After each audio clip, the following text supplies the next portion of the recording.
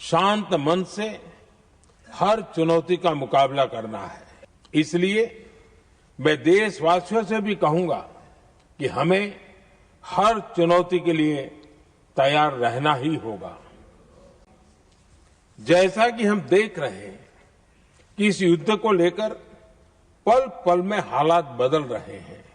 आदरणीय सभापति जी, ये संकट अलग प्रकार का है और इसके समाधान भी अलग प्रकार से ही तय किए जा रहे हैं।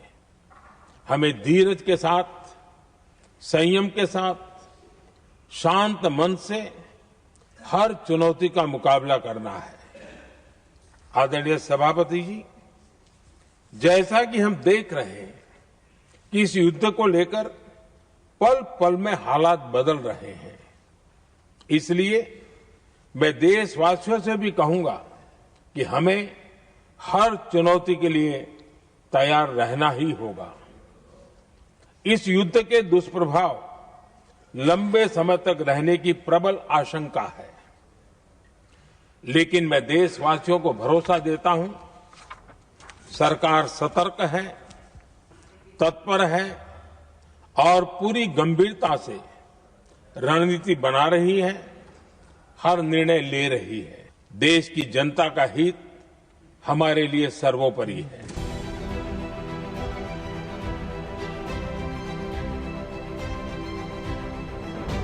These talks go well and you reach a ceasefire agreement with... From Asia's largest news headquarters, setting the agenda for Bharat.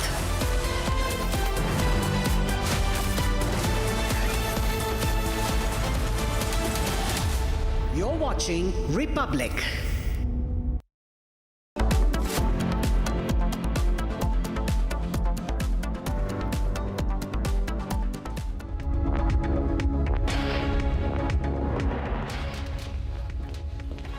Hello and welcome viewers. You're watching live and breaking on Republic TV with me, Ishita Mitra. Now viewers, the war in West Asia is about to complete 30 days, but there are no signs of de-escalation on the ground as Iran says will continue striking US bases. We'll get you all the updates on that, but first up, a quick check at the headlines. US report claims major face-off between J.D. Vance and Netanyahu. Reports say Vance questioned Israeli assessment on toppling Iranian regime. Big relief to oil firms. Centre reduces excise duty on both diesel and petrol. Retailer prices remain unchanged.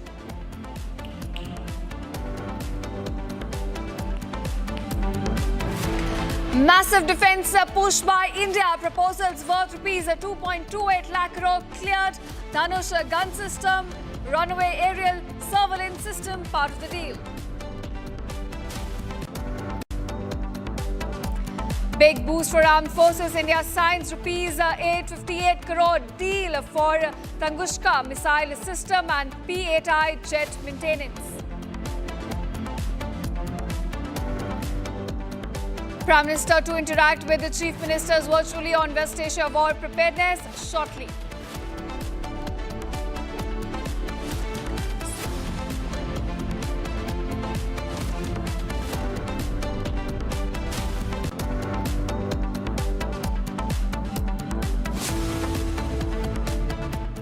All right, here's our top focus at this hour. Reports are claiming that US Vice President J.D. Vance had a difficult call with Israeli Prime Minister Benjamin Netanyahu on Monday. Now, this is where he said that Israeli assessments for toppling the Iranian regime were not realistic enough. He also said you were too optimistic in your assessments regarding the overthrow of the regime in Iran. So we're certainly looking at a rift between the US leadership as well as Israeli leadership. Now, it's a difficult call that's now taking place between the Vice President J.D. Vance and Israeli Prime Minister Benjamin Netanyahu. Now, in this call, the US Vice President J.D. Vance questioned Israeli assessment of toppling the Iranian regime. Now, we have seen, viewers, that right after Khamenei was killed, Ayatollah Khamenei was killed, his son Mojtaba Khamenei took over. So there was certainly not a regime change in Iran that took place that's now causing the rift between Israel and the US. And there's a tough call that's now taking place between the Vice President J.D. Vance, who has questioned that how come Israeli assessment was completely in contradiction to what has now taken place in Iran. Now, essentially, the assessment of Israel with regards to toppling of Iranian regime is what is now causing the rift between U.S. and Israel as the war still continues unabated. Now, this time it's J.D. Vance who's questioned directly the Israeli Prime Minister Benjamin Netanyahu, asking him how come Israel's assessment was so wrong that a regime change has not taken place in Iran. Now, it's a tough call that's taken place between the two leaders on Monday, and there's still more details awaited about this call, but the rift seems to be now widening between the US and Israel. All right, my colleague Abhishek Apurna joins me with more details on this. Abhishek, it seems that there's a rift that's growing between Israel and the US, and the recent call between the Vice President J.D. Vance and Israeli Prime Minister also highlights the same. Now, questions are being raised about Israeli assessment in a toppling Iranian regime. Well, this is a significant development. Remember, Ishita, these are American media reports, and which means that obviously the Americans want this to come out. And the fact that J.D. Vance, who's the Vice President of the United States, has spoken to the Prime Minister of Israel and asked whether the Israelis were right in their assessment that there would be regime change. There is clearly a suggestion that the Americans are now, howsoever subtly so, distancing themselves from this war and trying to put the onus on the Israelis.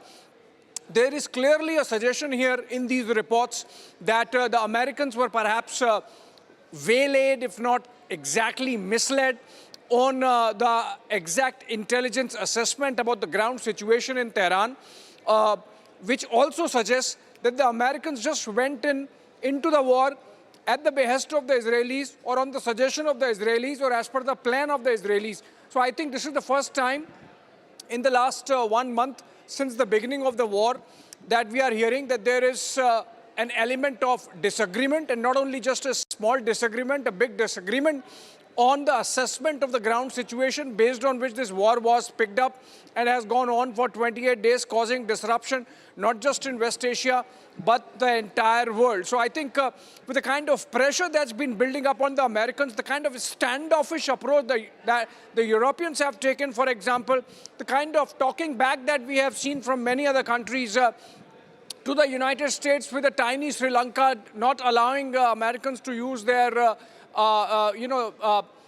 territory for landings and takeoffs. It's clear that the Americans also, for whatever braggadocio we see generally being projected, are sort of feeling hemmed in, and they need a ramp off, so to say.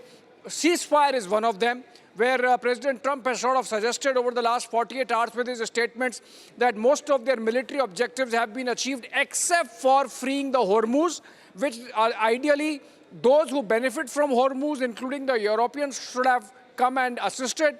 But since they have not, America is taking that burden on its shoulders, and it's going to send in reinforcements, including Marines, including the airborne special forces of the 82nd Division, and then free Hormuz, and then they would be done with the war. If that's the suggestion, then clearly this is yet another attempt by the Americans to really somehow come out of this situation that they find themselves in. And earlier we saw, for example, President Trump suggesting that this war happened because Pete Hegseth said, yes, let's do it. And, trying to, howsoever subtly so, shift the onus on the Secretary of War of the United States. And now with this leak coming in, that Vance has spoken to Netanyahu and asked whether the assessment of the Israelis on the ground situation in Tehran, because remember what has happened, Ayatollah Khamenei is gone, his son has come, an 86-year-old Ayatollah Khamenei has been replaced by a 56-year-old Ayatollah Khamenei. The IRGC's grip over Iran has become stronger, if anything. Those people who were rational, those people who could be spoken to, they are gone. And now the Americans or the Israelis or the world interlocutors do not know whom to speak to. So this is a very difficult quagmire in which the United States finds itself in, and the world, of course, pays the price. And so obviously this is clearly an attempt, a strong one at that, of distancing themselves for the first time perhaps since the war began from taking responsibility and onus of what's really happening on the ground. Right, Abhishek, certainly it looks like the US here is taking the heat as there are no signs of de-escalation or no pause in the conflict that seems coming in from the Iranian side. Thank you, Abhishek, for joining us and giving us these crucial inputs on this story.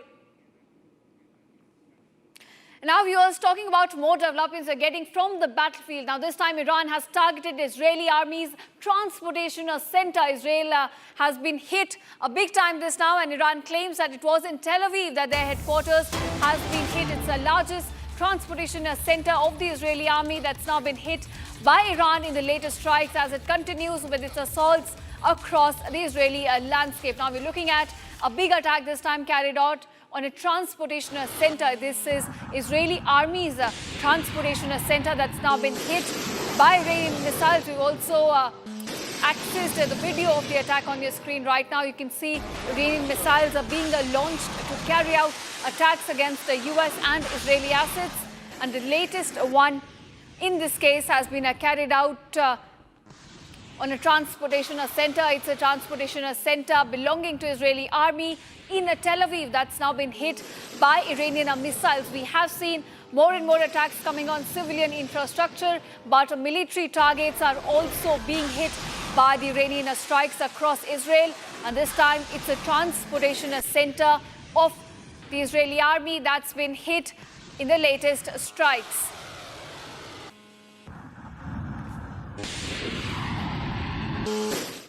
Now, viewers, as the war in West Asia continues to intensify, conflicting statements are now emerging from both the sides. Now, Donald Trump says that there is a pause in the conflict right now. Negotiations are underway. He's talking to some leadership in Iran to seal a deal. But at the same time, Iran comes out with a completely different statement saying that we did not request a pause in this conflict and we will continue with our strikes for as long as it's required. So in this atmosphere of uncertain warfare, we're looking at sharp contrast in the messaging coming in from both the sides. Take a look at this report.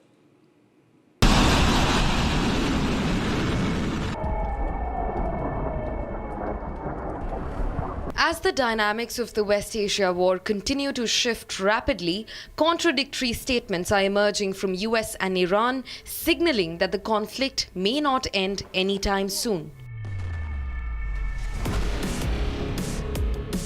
US President Donald Trump, in his latest remarks, claimed that Iran was eager to negotiate and that the war could end soon. The problem with the Straits is this. Let's say we do a great job. We say we got 99%. 1% is unacceptable because 1% is a missile going into the hull of a ship that cost $1 billion, right? So 1% is unacceptable. We can't. If we do a 99% decimation, that's no good. So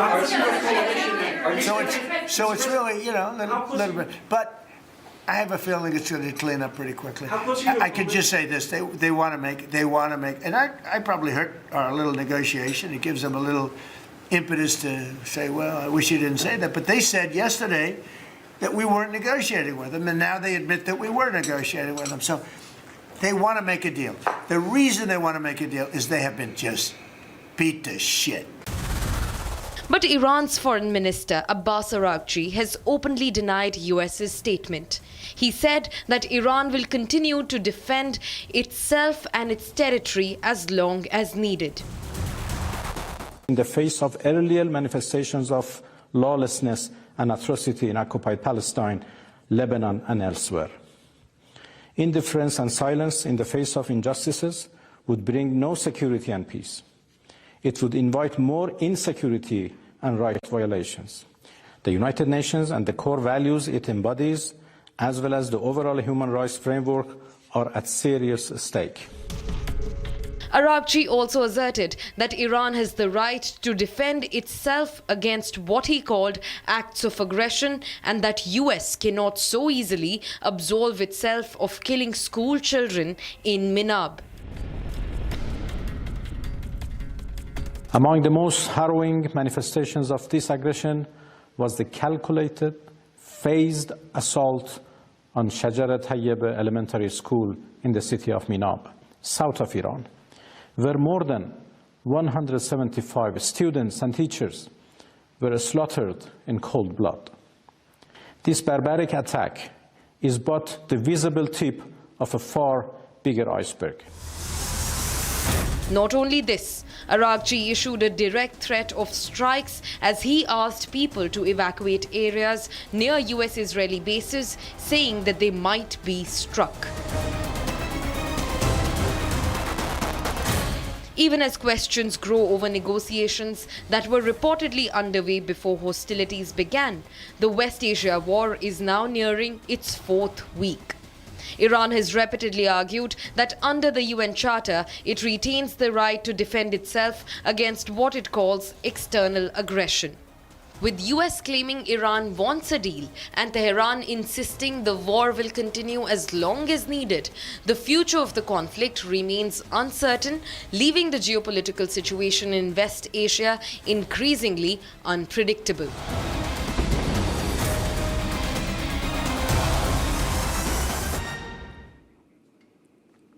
Now here's more breaking developments coming to light. Prime Minister Modi's meeting with the chief ministers on the West Asia war has already begun at this moment. Now Prime Minister Modi virtually holding this meet with the chief ministers of several states on the West Asia war, apprising the chief ministers of the developments that have taken place in the war, as well as India's strategy regarding its energy security, the concerns of diaspora which has been stranded in the war zone areas, as well as the diplomatic steps India has taken so far in engaging with the leaders from the Gulf nations. So all of these developments is expected that Prime Minister Modi will be in fact sharing them with the chief ministers of several states at this moment. It's a virtual meet that's taking place on the West Asia war. It's only the chief ministers from the pole-bound states which are not taking part in this meeting, as MCC, that's a Model Code of Conduct, is already in effect in these states. But other than that, several chief ministers are taking part in this meet with Prime Minister.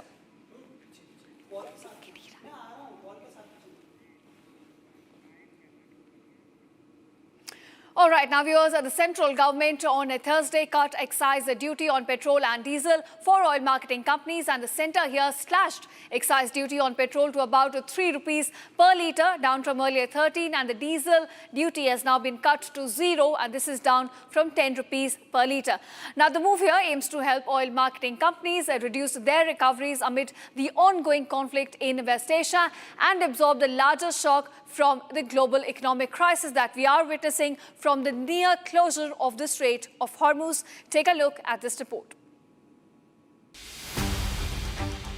A day after Nayara Energy, India's largest private fuel retailer, hiked petrol prices by Rs 5.30 per litre and diesel by Rs 3 per litre, government has now stepped in to absorb the energy shock. The central government has announced duty cut on petrol and diesel, a move seen as a huge relief to oil firms struggling with the global energy crisis. The centre has stepped in to cushion the impact of the rising crude oil prices globally by cutting the excise duty on petrol and diesel. The excise duty on petrol, which was earlier levelled at 13 rupees per litre, is now brought down to 3 rupees per litre, and the diesel, which was earlier levelled at 10 rupees per litre, is now brought down at 0 rupees per litre. Now, this step has not yet yielded any results for the consumers yet, which means that this change in price will not be directly impacting the consumers yet. The prices remain the same, but this is in simpler terms a step from the government to cushion and to absorb the shock which was caused to these oil marketing companies, be it Indian Oil, BPCL, HPCL, which were losing huge funds when the global prices of the crude oil was brought over $100 a barrel. क्योंकि विदेश में market में दाम बढ़ रही है crude का, उसके कारण पेट्रोल और डीजल का, एटीएफ का, माननीय प्रधानमंत्री जी ने ये चाहा कि कंज्यूमर का प्राइस बढ़ना नहीं है। उसके कारण हम निर्णय लिए हैं कि ऑयल मार्केटिंग कंपनीज को सपोर्ट दें और जिससे वो ज़्यादा दाम में खरीदने वाली चीज़ों को सरकार उनको मदद करेगी, मगर जनता के ऊपर रेट बढ़ाना नहीं होना चाहिए। The excise duty for petrol per litre has been reduced by 10 rupees and now stands at 3 rupees per litre, while for diesel the excise duty has been entirely waived off by the government. The duty cut is also a big relief for retail consumers.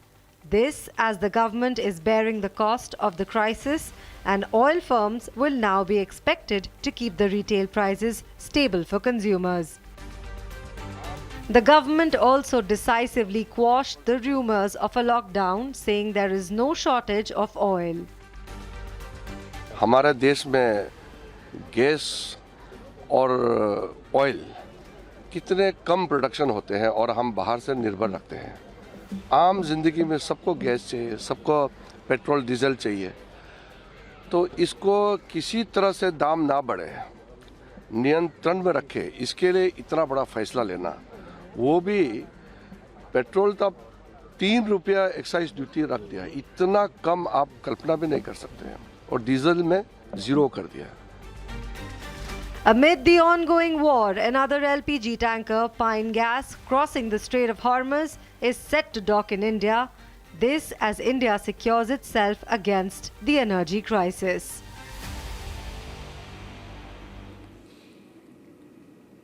And now here's on to a controversy that's brewing in Karnataka. Now, Congress netas have been seeking free IPL tickets, and the state government has now come out. In fact, the Deputy Chief Minister of the state has come out supporting this stance. It's a height of VVIP racism that we're now witnessing in Karnataka, wherein Deputy Chief Minister D.K. Shivkumar himself now says they're part of the government. It's their right to seek a free IPL ticket. Now, that's the statement coming in from the Deputy Chief Minister of Karnataka, D.K. Shivkumar, on several Congress MLAs are demanding free IPL tickets. Let him quote him here. In fact, he says, MLAs have the right to ask as they are part of the government. I want to see that our MLAs will be accommodated. He also goes on to take a jibe at the BJP leader. He now says that against the BJP leader Tejasvi Surya, let Tejasvi give gyan. I will try and see, I will speak to Chairman, President and those people and try and get our MLAs accommodated. Let's listen in to the reaction. The MLAs have right because they are the part of the system, they are part of the government, and we have to, earlier also some respect has been given to all of them. But now with lot of difficulty, with all the pressures only, we have permitted them. Though I may be a member, that is a different question as my personal capacity. But now I speak to the chairman, president and those people. I wanted to see that our MLAs will be accommodated. I think today I am on the job. The MLAs have right because they are the part of the system, they are part of the government, and we have to, earlier also some respect has been given to all of them. But now with lot of difficulty, with all the pressures only, we have permitted them. Though I may be a member, that is a different question as my personal capacity. But now I speak to the chairman, president and those people. I wanted to see that our MLAs will be accommodated. I think today I am on the job. And now we are shifting focus to what's happening in Jammu and Kashmir. A massive ruckus broke out in Jammu and Kashmir Assembly as several NC leaders disrupted the proceedings of the House in a show of protest. And this protest is against the US and Israeli strikes on Iran. Now, this was followed up by the protest staged by the BJP leaders who criticized the ruling dispensation for raising the price of petrol and diesel and for allegedly obstructing the establishment of a national law university. Now, take a look at this report that talks about how this chaos unfolded in the assembly.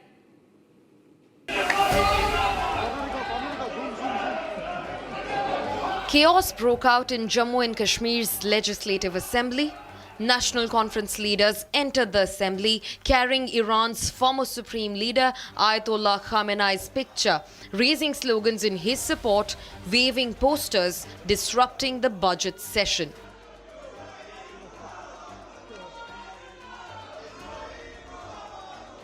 मैंने call attention भी दिया है, मैंने adjournment motion भी दिया है। हम समझते हैं कि जिस तरीके से आयतुल्लाह सैयद अली खामेनी साहब का कत्ल हुआ, जिस तरह उनको शहीद किया गया, किसी भी मुल्क का कोई भी हक नहीं बनता है किसी मुल्क के ऊपर हमला करना, और एक मजहबी लीडर को बे तरीके से जिस तरह मारा गया, वो हम उसकी निंदा करते हैं।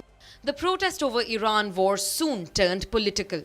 NC leaders raised slogans against Prime Minister Modi, prompting a response from the BJP leaders.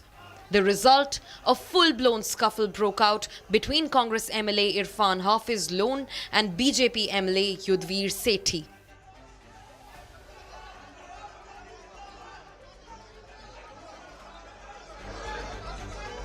The situation spiraled. Police had to intervene to restore order in the assembly.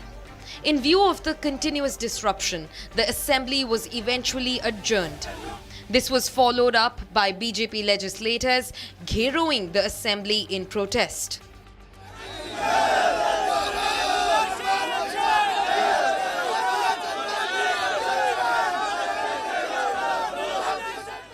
मैंने उस दिन भी प्रेस कॉन्फ्रेंस की थी।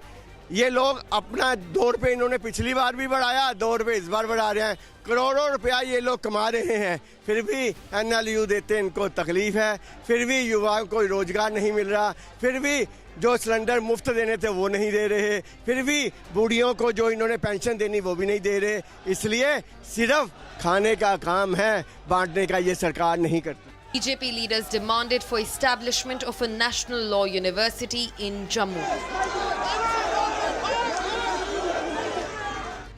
BJP leaders also protested against the hike in petrol and diesel prices by the state's government. This comes as Indian government slashed the excise duty on petrol and diesel for oil marketing companies, a big relief that will cushion the pressure on the end consumers.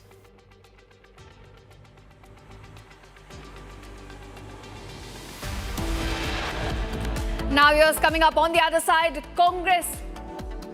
Big boost for defense forces. India signs a rupees 858 crore deal for Tunguska missile system and P-8I jet maintenance. थोड़े में ज्यादा स्वाद, यही तो है इसकी खास बात। वाओ मामा, क्या स्वाद है? अरे मेरे राजा, Amity has been ranked among the top universities globally for producing the most employable graduates by the Times Higher Education UK. Yet another testimony to Amity's excellent placement record. चमकी चाट से क्या बना है? सैंडविच, लस्सी और छाछ और हर घूंट में चमकी चाट। अब बताओ, स्वाद आया? आया। असली स्वाद सिर्फ चमकी चाट। केसरिया से मन जोगी हुआ रे, दिल झूमे देखो मतवारा हुआ रे। केसरिया से मन जोगी हुआ। हर पल मनाओ केसरी त्योहार। विमल, बोलो जुबान केसरी।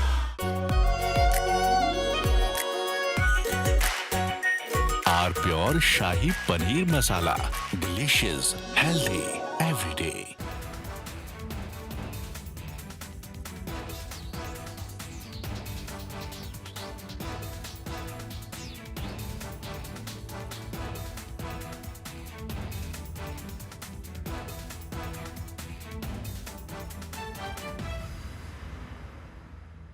चमकी चाट से क्या बना है? आलू चाट या फ्रूट चाट, स्वाद बढ़ाए चमकी चाट। क्या बात है? स्वादिष्ट पकोड़े और फरसान, अरे चमकी चाट है इसकी जान। असली स्वाद सिर्फ चमकी चाट। हमें धीरज के साथ, संयम के साथ, शांत मन से हर चुनौती का मुकाबला करना है। इसलिए मैं देशवासियों से भी कहूंगा कि हमें हर चुनौती के लिए तैयार रहना ही होगा। जैसा कि हम देख रहे हैं कि इस युद्ध को लेकर पल पल में हालात बदल रहे हैं। आदरणीय सभापति जी, ये संकट अलग प्रकार का है और इसके समाधान भी अलग प्रकार से ही तय किए जा रहे हैं। हमें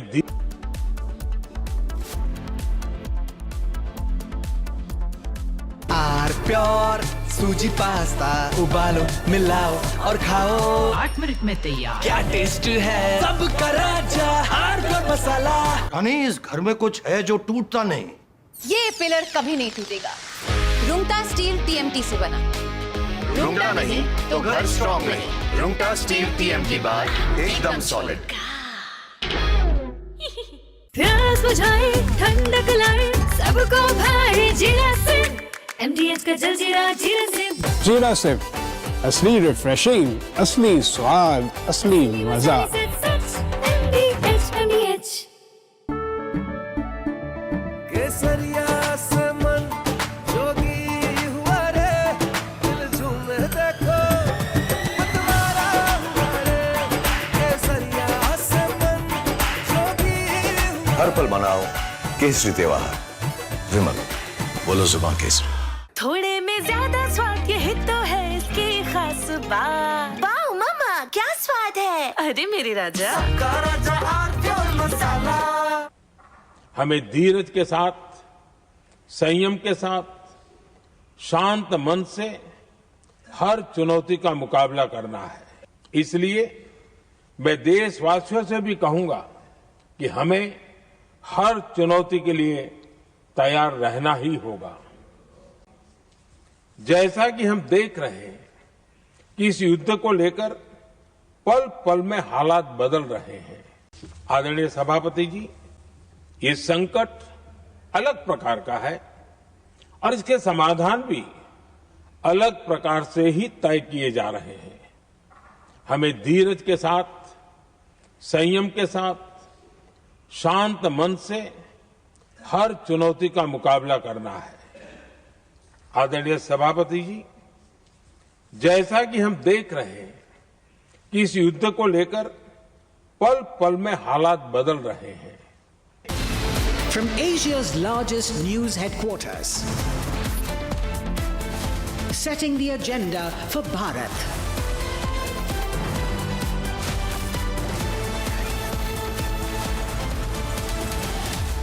You're watching Republic.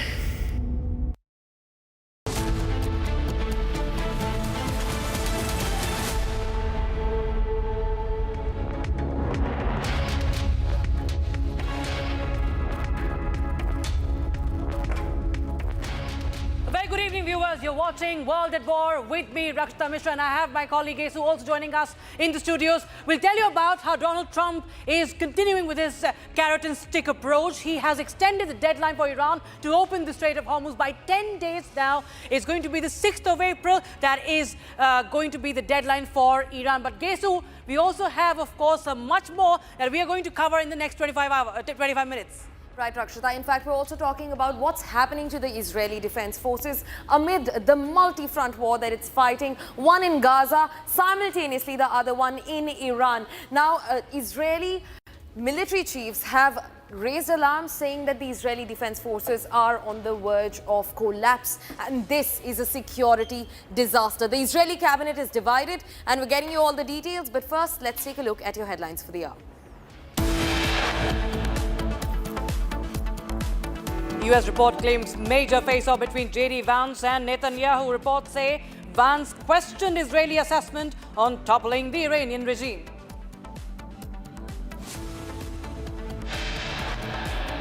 Big relief to oil firms. Centre reduces excise duty on both diesel and petrol. Retail prices remain unchanged.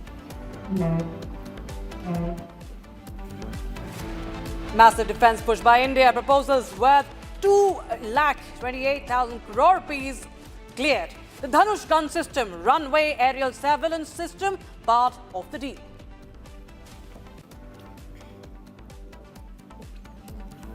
Big boost for armed forces. India signs 858 crore rupee deal for Tunguska missile system P-81 jet maintenance.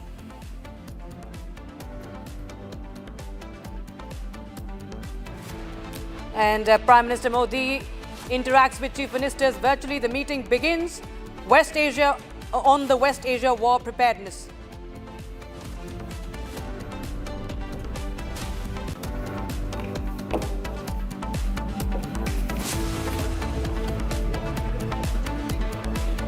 All right, viewers, let's start with the top story at 7 p.m. this evening. The U.S. president has put on hold the bombing of Iran's energy power plants, saying that Iran had requested this pause. While we see the firing continues, the strikes continue. Now, the deadline this time set up by Donald Trump is the 6th of April. And this comes after he had earlier announced a 5-day pause for the energy strikes on Iran.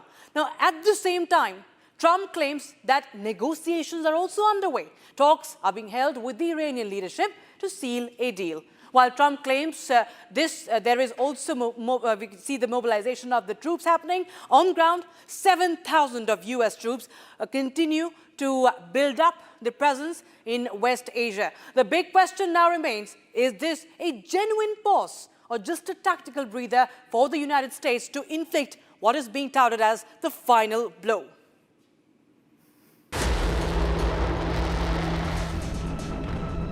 From treading on a complete offensive against Iran, dark at night, no moon, no light, every single bomb hit its mark and just obliterated that. to now again extending the deadline, speculations are high on what is next for the United States in the Iran war. US President Donald Trump said he had extended the deadline for Iran to strike a deal with Washington to April 6th after Tehran sought more time. The US President said Iran had requested a 7-day pause on possible US strikes, but he is granting a 10-day window, calling it a flexible approach. This is in addition to the initial 5-day deadline set by the United States. This time, Trump warned that failure to reach a deal could trigger US strikes on Iran's power infrastructure. Trump also claimed that Iran allowed 8 oil tankers to pass the Strait of Hormuz as a goodwill gesture, though this remark remains unverified. Tehran, on the other hand, seems to have rejected the United States proposal, calling it one-sided and unfair.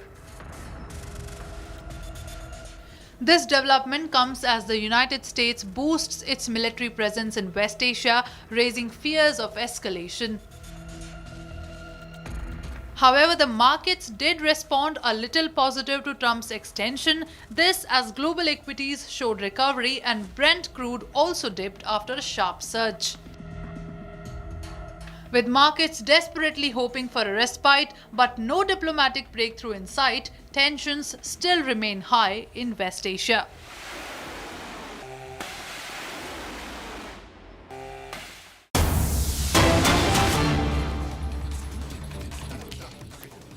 Viewers, that is the Prime Minister speaking to the Chief Ministers of different states over the ongoing tensions in West Asia war and the energy repercussions that India has been dealing with since the beginning of the war that has now spread into a wider region. Now remember, just today, before this, the Petroleum Ministry also flagged that India has secured about 2 months of LPG reserves and that there is no shortage at all. Not just that in fact excise duty was also slashed on petrol and diesel from an earlier 13 rupees. Now on petrol it comes down to 3 rupees, and for diesel from an earlier 10 rupees it has now come down to 0. Now the Prime Minister is all set to address and is in fact continuing the address with the Chief Ministers of different states. In fact, Rakshita, what we know about the meeting so far is the fact that not just the West Asia crisis, but also government's constant diversification of supply routes will also be discussed.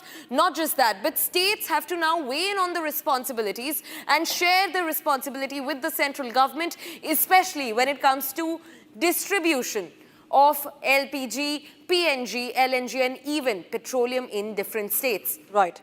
Just, in fact, we have Senior Executive Editor Abhishek Kapoor also joining us. Abhishek, while the Prime Minister is holding this meeting with the Chief Ministers, and this is with focus on the Team India model that he's been talking about, and it brings back the measures taken for a crisis, something like as big as COVID crisis. Of course, it brings a lot of haunting images when he mentions the COVID crisis.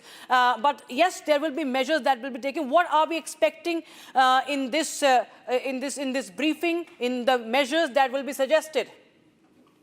Well, in fact, there have been multiple assurances, Rakshita, that we are nowhere near COVID-like situation, that there are not going to be any lockdowns, that the government is in control of the situation, except for, of course, some stress building up insofar as gas supplies are concerned. On oil, which is like petrol and diesel, we are good, and we would be able to tide over the crisis, even if the war prolongs, and the signs are that the war might not prolong. There might be a bump where we might see an escalation in action from the American and Israeli side, of particularly the Americans, and then a pullback. But still, there has been a disruption, and it has been a massive disruption. And the fact that we could survive it with just a bit of hustle here and there is because the government was prepared. There were proactive measures put in place, and over a period of time, capacity has been built up. Having said that, on the issue of, on the front of gas, LPG specifically, and even in that ecosystem, the gas cylinders issue is something which has been an area of concern. So the Prime Minister really wanted all the states on board and to coordinate better. He has already had a cabinet committee on security, which had extended invites to other ministries and ministers like from port and shipping, from agriculture, from road and surface transport, etc., so that all ministries, departments really come together to seamlessly tackle this situation in terms of logistics, because logistics becomes the most important aspect of handling this kind of situation. So the Prime Minister wanted all the states also to be on board and to be briefed about the exact situation. This is essentially in a spirit of cooperative federalism that this meeting is taking place. The officers are, of the respective ministries, including the Ministry of Petroleum and Natural Gas, including the Ministry of Energy, including the Ministry of Ports and Surface Transport and Foreign Secretary. They're all sort of going to brief the Chief Minister so that they know what all is being done and what is expected of them. The Prime Minister would speak.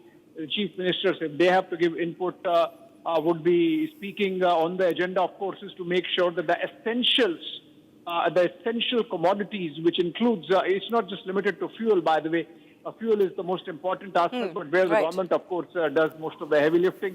But issues like pharmaceuticals, issues like food supplies, vegetables, fruit, etc., their movement should not get disrupted for want of fuel. So all those things are being discussed in this meeting. We would know in a while if there were some collective decisions taken and what they were.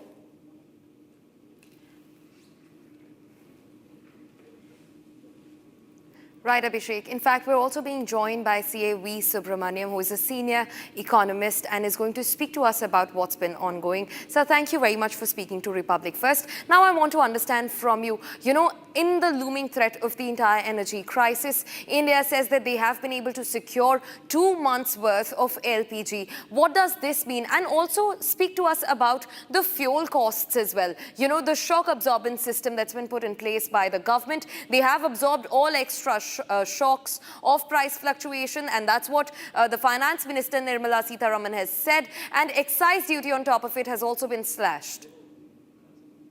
No, as you rightly said, I think government as Ministry of Finance has taken the step boldly to reduce the 10 rupees per litre on petrol and as well as diesel, the excise duty cut since this morning. Okay. Oil marketing companies, they are incurring loss of 2,400 crores every day on the price increase in the crude oil. If you track the crude oil prices past over 1 month, it has moved from $70 per barrel to $70 per barrel to close to 120 barrels per day. On an average, you can say $100 per barrel, okay, which means 3,000 rupees in Indian rupee, the barrel cost has gone up, which gives about 22 rupees per litre. 1 barrel can accommodate about 133 litres. That's the thumb rule. So we can say about 22 rupees price increase has been these oil marketing companies were facing for past 1.5 months. So they were in the really very, very big losses. So government has taken a step. At least 50% of that, government can bear it. This kind of steps have been taken in the past when the Russia-Ukraine conflict were going on. So government has taken that 10 rupees on excise duty, if we can pass on, the benefit we can pass on to the oil marketing companies. End of the day, oil marketing companies' losses will be funded by government ultimately. When the central government, when they prepare the budget, oil marketing companies are going to incur a loss. Finally, the public sector undertakings have to be strengthened by the central government finance only. So what I said is, okay, 10 rupees we will reduce it, and whatever the losses you are incurring now, which can offset, partially they can offset the prices also, so that there will not be any further price increase to the consumer, ultimate consumers like you and me, because there is a company called Naira, so they increased the petrol price by roughly about 5 rupees and diesel price by 3 rupees. So if PSUs also start increasing the prices, then directly the consumers will be impacted, like 1.4 billion people who are day in and day out consuming petrol and diesel for their daily livelihood. So then it will directly impact their savings, and indirectly it will go and increase the inflation. Right. So that is why I think boldly, about 2 weeks back, I believe, Nirmala Sitharaman Madam, our finance minister, she has announced government has created 1 lakh crore as an emergency fund to meet this crisis. I'm sure this 10 rupees excise duty cut will be met out from the 1 lakh crore what they are going to set up now. So I think because of that, probably we can have a little breathe for next up, maybe about 2 months. And they said we have an energy supply or energy safety for about 60 days in terms of LNG. I think for overall energy, overall crude oil and LNG together, gas together, we had about 75 days of emergency stock. You know that India is maintaining the strategic reserves, oil reserves under the ground for about 75 days, and we have a plan to increase it for another 15 days by 2026 end. So there will be a 90-day stock at any point of time. We'll be having it. Parallelly, we are having talks with other countries. I think there is a talk which has been opened with the Russian country that we are going to import liquefied natural gas through Russia. I think this was happening prior Russia-Ukraine conflict. Now that door is started opening now. I think we are going to start now. I think 2 weeks back when the Russian energy minister, deputy energy minister was here, the talks have been held with our energy department and their energy minister. I think the things are in a right track.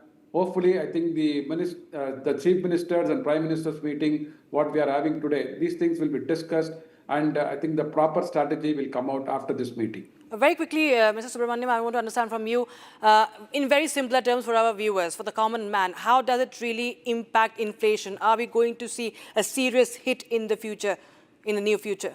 No. As I told you, when the oil price per barrel was increased from $70 per barrel to $122 per barrel, which means oil marketing companies were paying anywhere between 30 rupees per liter for importing the crude oil. So which means directly it has to be passed on to the typically when the businesses, when there's a price increase in their input, there will be obviously the correlation in the output price increase also. But we are able to maintain the petrol diesel prices in the range of 100 rupees, 94 to 100 rupees, both petrol and diesel put together. So which means government is absorbing, the oil marketing companies are absorbing the cost, and some of it is partly funded by the central government. That is why we don't see any price increase beyond 100 rupees per liter. If it starts increasing, then it will have a direct impact in the inflation. That is why government has secured 1 lakh crore funds. They are going to fund the oil marketing companies for the losses what they are undergoing now. And OMCs also will have a strategy to how recover their losses. They will have an internal strategy, right? Optimize the profit or reduce the losses. So there will not be any price increase from the layman perspective or common man perspective like you and me.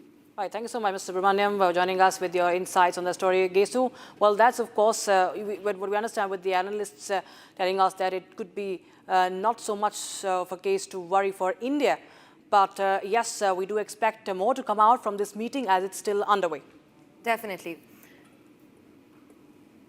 Now, viewers, for the first time, a blunt and extremely unusual warning has been floated by the Israeli Defense Forces military commander, who says that the defense forces may just be on the verge of depletion. Now, he said that this is because of a prolonged multi-front war, many wars that Israel has been fighting for yesteryears now. Now, just in the West Asia war, over 5,000 Israeli Defense Forces personnel have been injured. Not just that, with every strike that hits the Israeli soil, Israel, concerns also mounting over their armament and their inventory depleting fast. Not just that, inside the Israeli cabinet, the Israeli Prime Minister Benjamin Netanyahu stands to face a clear divide from the opposition that says that resources are being used ambiguously and there is no streamlining and there are structural stresses over the Israeli Defense Forces. Take a look at what's brewing inside Israel.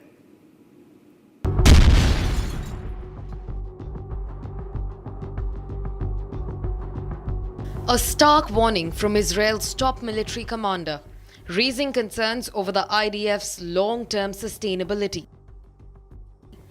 Chief of Staff Lieutenant General Eyal Zamir told leaders he is raising 10 red flags, warning the army could collapse in on itself if urgent reforms are not implemented. Zamir stressed this is not an immediate battlefield collapse, but a warning that the current system cannot sustain prolonged pressure. Zamir has called for urgent legislative fixes, including new conscription laws, reserve duty reforms, and extending mandatory service. The IDF is facing a shortfall of around 12,000 troops, including thousands in combat roles. אני רוצה לומר שאנחנו חסרים בצה"ל כ-15,000 חיילים, מתוכם בין 7,000 ל-8,000 לוחמים. אנחנו נדרשים למנעד משימות. מנעד המשימות יתרחב, שטח הפנים של המשימות יתרחב, הוא לא כמו שהוא היה בעבר. שטח הפנים ביהודה ושומרון יתרחב. החזית בלבנון, מרחב ההגנה הקדמי שאנחנו מייצרים, נדרש לעוד כוחות צה"ל, גם בעתיד, לאורך זמן. גם בעזה, לאורך הקו הצהוב, נדרשים עוד כוחות. גם בסוריה אנחנו נלחמים כמו שאמרתי, ואנחנו צריכים להיות ערוכים למשימות העתיד. לשם כך נדרשים עוד לוחמים בצה"ל. את זה אמר הרמטכ"ל. ותראו, הרמטכ"ל מחויב להביע את עמדתו ביחס לכשירות צה"ל. The strain is being driven by simultaneous operations, airstrikes linked to Iran tensions, ground fighting in southern Lebanon, and increased deployments in the West Bank. The warning also comes amid political deadlock over expanding recruitment and sharing the burden more evenly.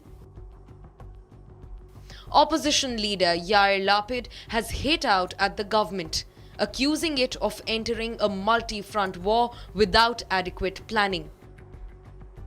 Despite the warning, the IDF continues active operations and retains significant military capability. But the concern remains sustainability over time. So as the war in West Asia continues, there are statements that are coming in. There's a contrast if you see what Trump is saying and what Tehran is saying. Now, on one hand, you have Donald Trump claiming that Iran is eager to strike a deal and end this war soon. He talks about how nicely they've been talking and they want an extension. Meanwhile, Foreign Minister of Iran, Abbas Araghchi, says that Tehran will continue to defend itself as long as it is necessary. So the sharp contrast in this messaging is only showing that there is uncertainty. You can't even trust who's saying what. And as we see, Trump continues to change his goalposts also. He continues to give out those deadlines as well, extending those deadlines. He keeps on saying that there are leaders from Tehran that are talking to him, wanting to talk to him. Tehran says he should name the leaders he's talking about. So there is messaging that is giving out some mixed signals. And the question remains, who is going to blink first?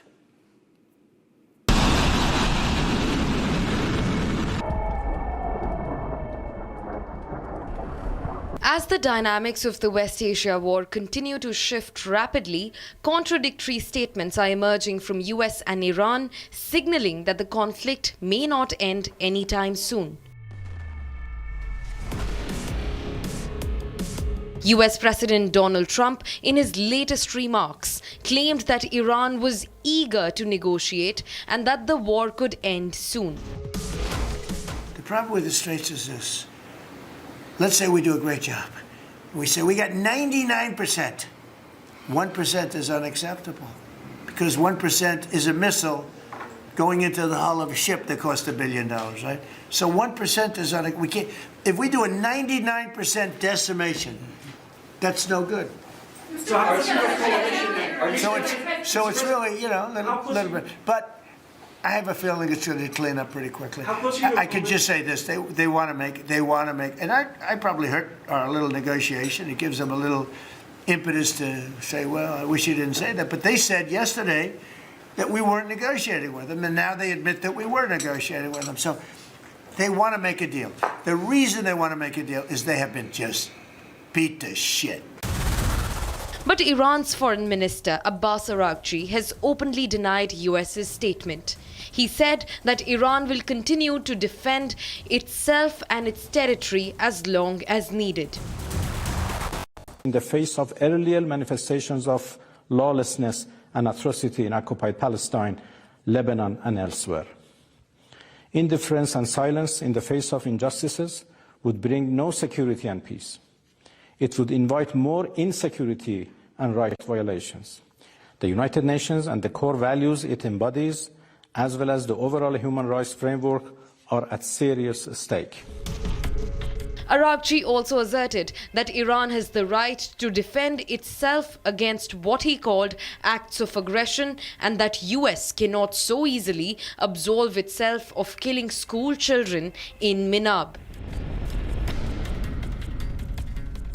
Among the most harrowing manifestations of this aggression was the calculated, phased assault on Shajarat Tayyebe Elementary School in the city of Minab, south of Iran, where more than 175 students and teachers were slaughtered in cold blood.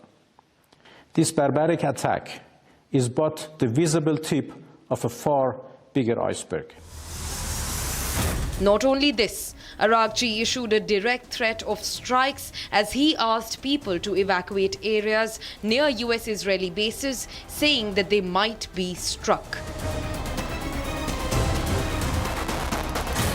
Even as questions grow over negotiations that were reportedly underway before hostilities began, the West Asia war is now nearing its fourth week. Iran has repeatedly argued that under the UN Charter, it retains the right to defend itself against what it calls external aggression.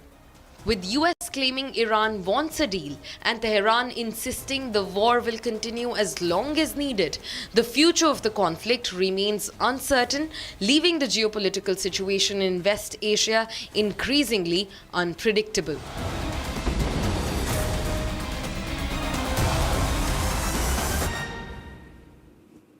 Now joining us live is Sanjeev P. Yadav, who is a geopolitical expert. Sir, thank you very much for speaking to Republic. You know, this difference of statement that US President Donald Trump on one hand saying that there are truce talks, there is going to be a ceasefire, and then a Foreign Minister Araghchi just hours later talks to the media and says that they are not the ones demanding for a premature ceasefire, even as Trump goes on to say that Iran is the one begging to make a deal. How do you read this?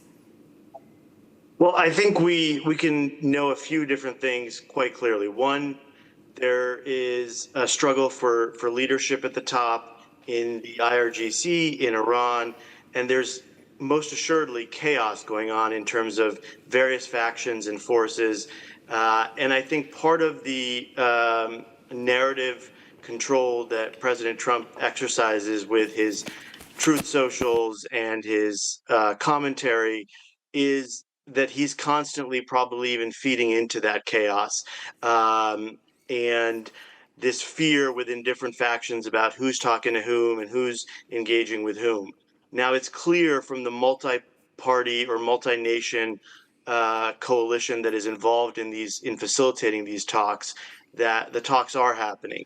But I think the talks also achieve a few different things. One, they are allowing the United States to buy time as they continue to mass forces in the region for potential operations in Iran or around Iran in the Persian Gulf with Karg Island. There's reports that an additional 10,000 troops might be sent. You have the reports about the deployment of the 82nd Airborne Division. The Marine Expeditionary Force has been heading to the region and likely has arrived. So a lot of these different variables are coming into play. And I think it's quite clear that there are talks going on with different factions within the leadership.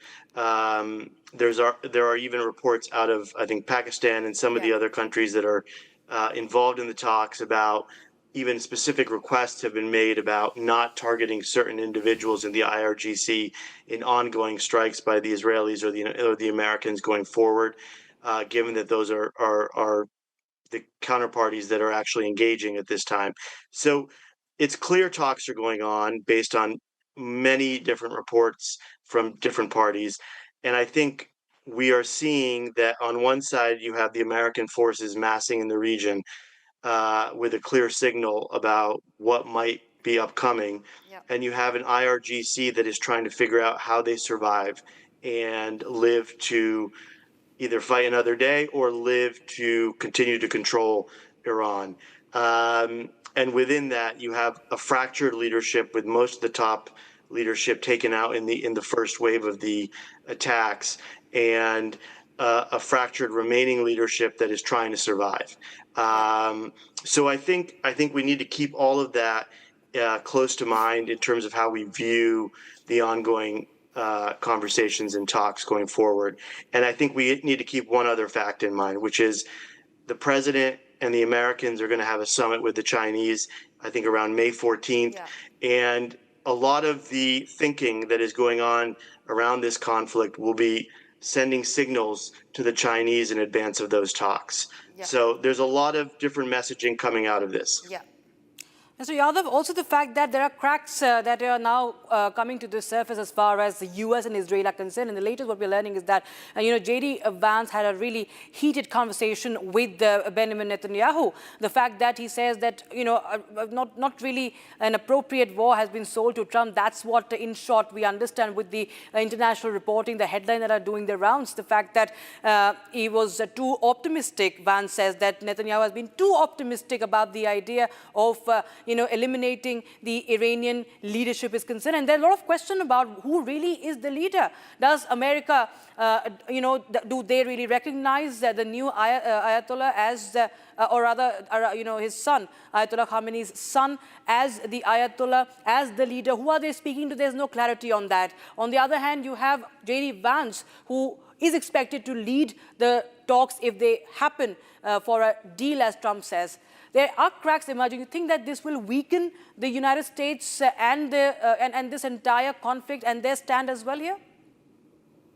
Well, I think there's two things there in your question. One, obviously, the reported call between Vice President Vance and Prime Minister Netanyahu, where I think the reports are that Vice President Vance expressed frustration that the likelihood that was sold of possible or potential regime change is not bearing out potentially. Whether that's the case or not, I do think, obviously, we've all known since day one that the Israeli objectives, while in a larger sense are aligned with the Americans, their specific objectives may be divergent.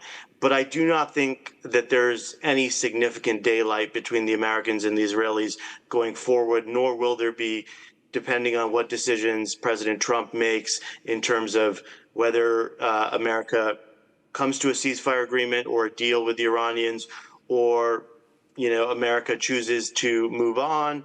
I think the Israelis will likely work alongside the Americans going forward, because this is a quite cohesive and strong alliance. Tough conversations are always needed in conflict between coalition partners. And I think on the second part of your question, really, I think going forward, that is the question, right? The Americans are not going to name who they're talking to specifically or who they think is in charge, because it's not clear yet anyone has proven that they are in charge. We've never seen Mojtaba on camera, or I think even with significant legitimate recent audio. Yeah. So on the IRGC side, they haven't been able to prove who's in charge, who's the leadership. You're seeing whether it's the president of Iran or the foreign secretary, foreign minister, when they go on making commentary over the last 4 weeks that diverges from the actions that are actually taking place in the ground realities in terms of what various forces within the regime are doing in terms of missile and drone attacks. So I think the confusion, the chaos is prevalent in the regime and will continue to grow with time. And I think that is where the Americans are pressing the lever of pressure. And the talks are actually going to further feed into that chaos and that doubt and that worry among various factions about who's talking to who's making deals with whom, and how's that going to impact me and my survival. Right, Mr. Yadav, many thanks for joining us on Republic TV and sharing your insights into this situation. Viewers, now we shift our focus to the other aspects. Gesu, well, this is a war that's only widening, and now let's tell our viewers about the impact it's having on the crude oil prices and how India is dealing with it. Over to you. Definitely, Rakshita. Now, viewers, a big relief comes in for oil corporations and companies in India as the central government has now removed the excise duty cap on all petrol and diesel that's being sold at the Indian pumps. Now, remember, earlier selling at about 13 rupees per litre with the excise cap has now been slashed to 3 rupees for petrol, and for diesel, this cap has come down from 10 rupees earlier to now nil. 0 is the price that they've placed right now. Now, Finance Minister Nirmala Sitharaman also spoke to the media, and she gave a very important statement saying that they have used the shock absorbent system where the government has taken and the oil corporations are going to take the hit of the fluctuating global prices, but they have made sure that they put in layers and layers of softening and security in between so that this price fluctuation does not trickle down onto the consumers, onto you and I. Take a look at this. A day after Nayara Energy, India's largest private fuel retailer, hiked petrol prices by Rs 5.30 per litre and diesel by Rs 3 per litre, government has now stepped in to absorb the energy shock.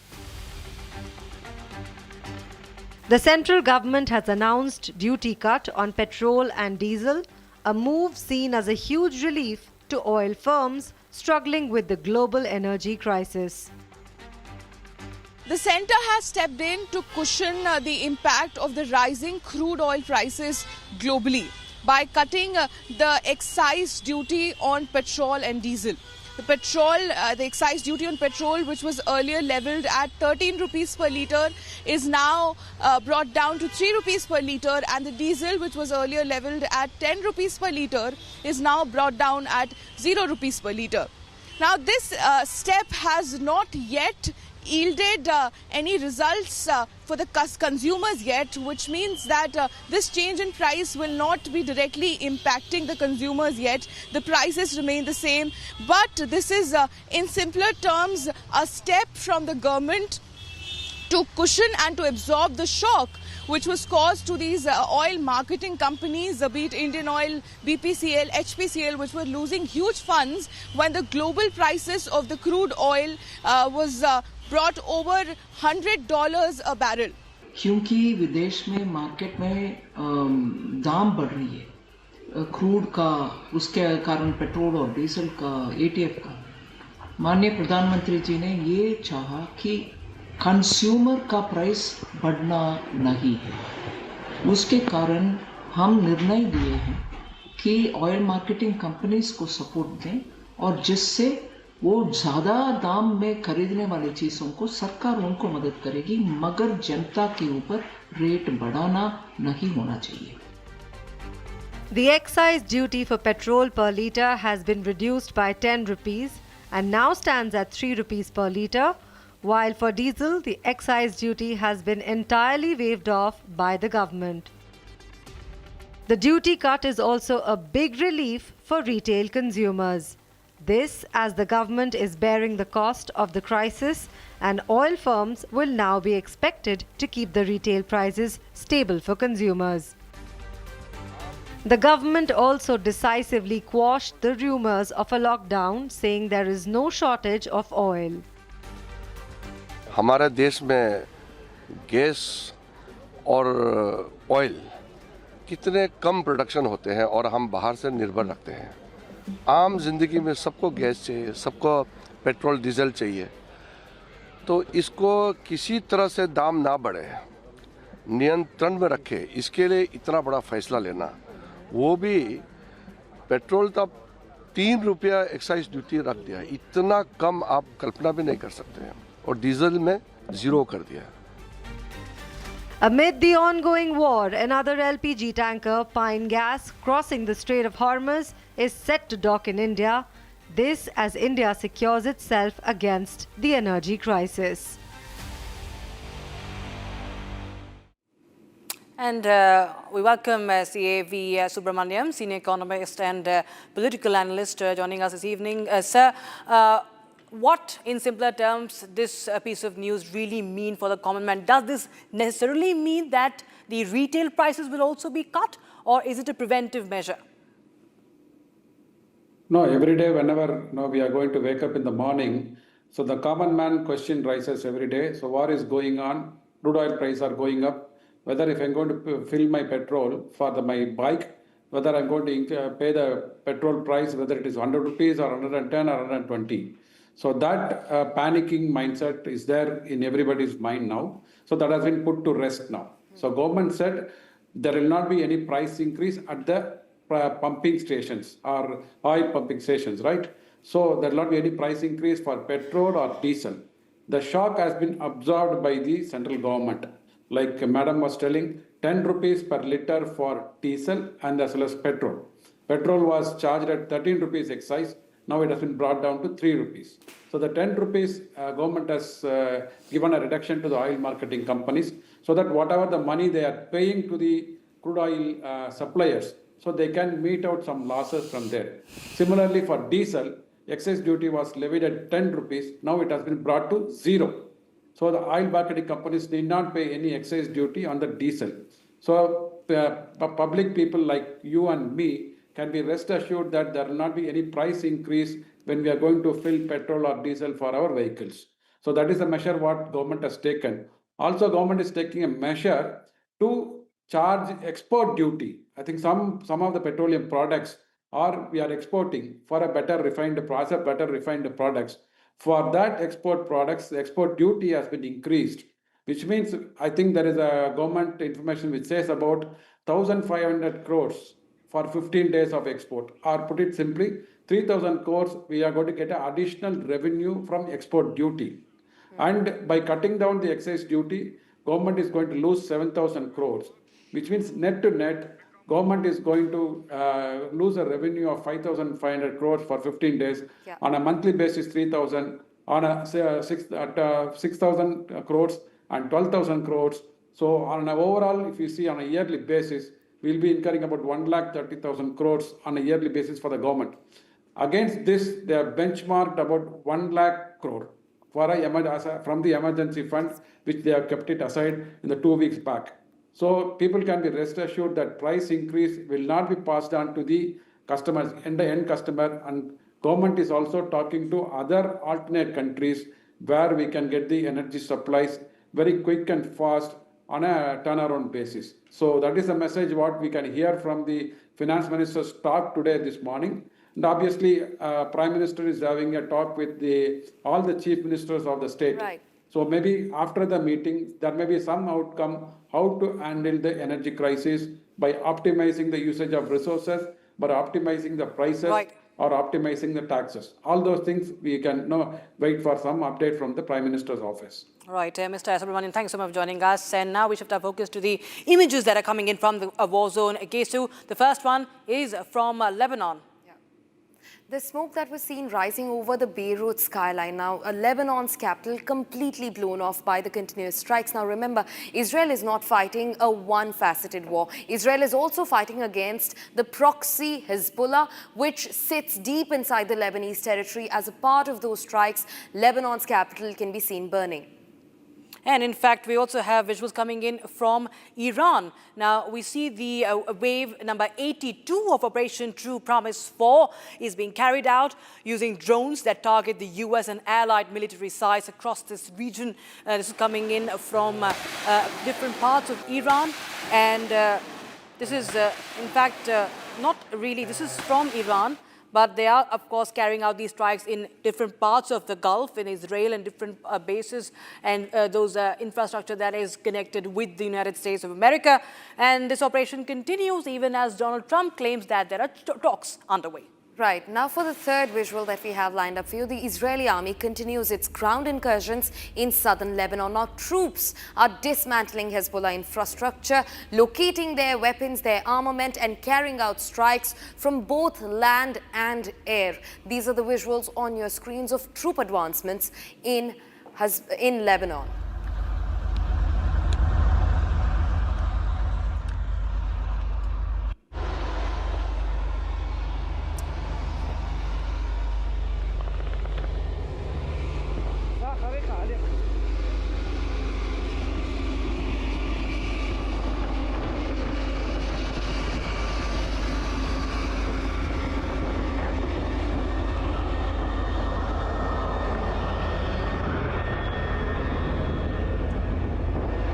And in fact, the next video that we're showing you is how America is continuing to maintain that it completely obliterates Iran's ability to project military power. This is a video from Central Command, the CENTCOM, claiming its operations have significantly reduced Iran's ability to project its military power beyond its borders, following the continuous strikes on key targets, even as we see that missile strikes from Iran continues till date. Now, viewers, the last visual that we're bringing for you. Now, Iran has launched another wave of missile and drone strikes targeting the Israeli territories. The latest wave is a part of the already ongoing retaliation as the conflict continues to intensify in West Asia and the wider Gulf region. These are the visuals of interceptions of missiles raining down in the Israeli airspace. Right. So these are the images that have come in from the war zone in the past 24 hours. And we see that there is no sign of de-escalation. There are a lot of talk about the talks, a lot of talk about the deal, but on ground, we see that these strikes, the exchange of missiles and drone strikes, they all continue in West Asia. In fact, this puts to rest any contentions over whether or not a ceasefire is happening, because till now, 28th day of the war, and no slowdown has been reported. It may have in dialogue, but on ground, the reality remains unchanged going forward in the 28th day of the war that began on the 28th of February between Israel, Iran and the United States. Right. So as we continue to get you more updates from the war zone, viewers, we're also going to take a look at some more developments that are coming in from the country. Viewers, we told you about how India is dealing with the energy crisis. We're also talking about the meeting that is underway. All right, we have some breaking news coming in right now. It's a big breaking news coming in right now. And this is on the viewership story. Now, that's a big update. First on Republic TV, landing pages have been banned from TV measurement. New pro-content policy ensuring transparency have been now put in, and forced viewership is going to be shown the door. Niranjan Narayan joins us on the phone line. Niranjan, tell us more details about this, please. Yes. Thank you for that. In fact, we will be joined in by our editor-in-chief, Arnab Goswami, in just a few seconds. I would like to tell you that this has been a long-fought battle by the NBF and our editor, Arnab Goswami, as well. The government has notified this evening that they will strengthen transparency, accountability, bring back credibility of television audience measurement, and the new policy that has just been publicized by the government, published by the PIB this evening on government websites, confirms that the new policy will exclude landing page viewership from measurement, and it will be limited to use only as a marketing tool. Now, what is a landing page? For the longest time, television channels which had a lot of capital, which had a lot of money, forced people to watch their channels by putting it as a landing page, which means effectively, Rakshita, when you switch on your television channel, the first channel that shows up, that's called a landing page. And you know, when that happens, there is artificial spike in numbers, and it affected the measurement system. Landing pages gave artificial numbers to many networks, and these were not genuine numbers. I think we have our editor-in-chief, Arnab Goswami, on the phone line. We'll go across to him. But essentially what this policy also does is it brings in complete transparency. It's a pro-content reform. So the broadcasters who are not typically who you call corporate-backed, not money bags, were the ones that were losing out because the channels that could have afforded, the networks that could afford, landing pages ensured that they stayed right on top of the numbers. And I think Arnab Goswami, our editor-in-chief, is joining us on the phone line. He has been campaigning against it for the longest time. Arnab, first of all, congratulations to you on this huge reform. Well, I mean, the congratulations should be for the entire industry, which has always said that eventually we are in the news business and all monopolistic tendencies are bad, and landing pages are essentially a way of paying money and getting viewership. I can say quite candidly that together with other members of the News Broadcasters Federation, I have been very strongly lobbying against this terrible practice of landing pages. And I cannot tell you how happy we are that this terrible thing of landing pages is gone. Now, when this goes, what happens is that you can't do capital dumping. It can't be that you have a lot of money, so you put your money to buy viewership. And most importantly, the rating agency, which is BARC, will now be compelled not to measure landing pages. And I hope that after this will introduce a new wave of democracy in the news broadcasting business in our country. This will allow fresh talent to do well. This will encourage journalists to focus on content. And this will, most importantly, restore the importance of the editors. Eventually, it is the editors who must control the destiny of news organizations. And the government's decision is fantastic. More than that, I think there will be many more rating agencies which will happen. Multiplicity is good, monopoly is bad. These changes bring in multiplicity and diversity in the news broadcasting business.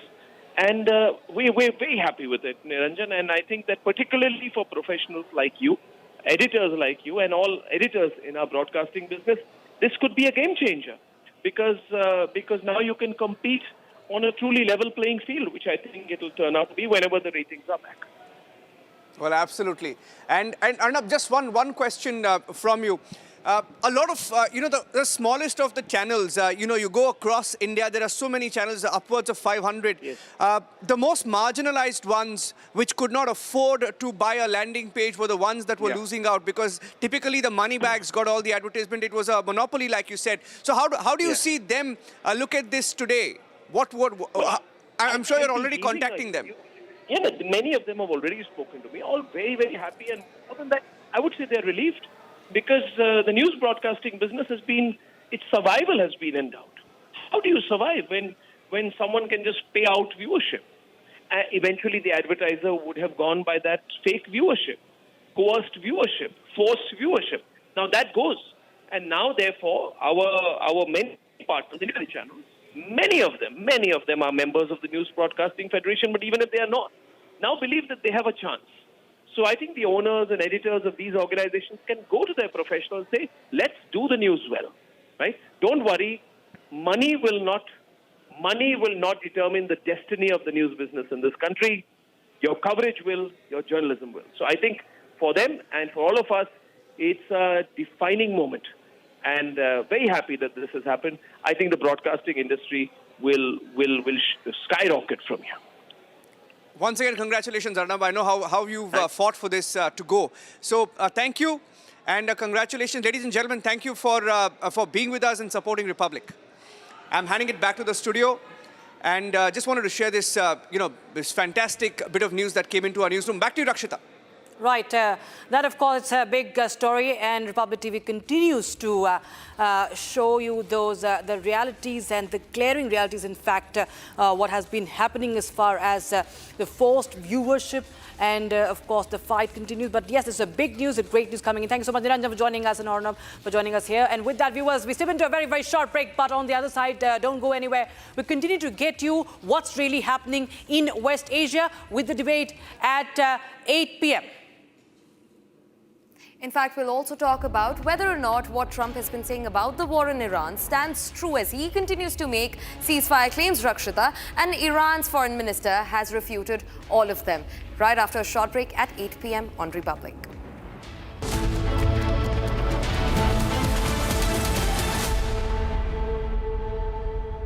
Go Co-powered by Century Ply Club Prime. Raho befikar.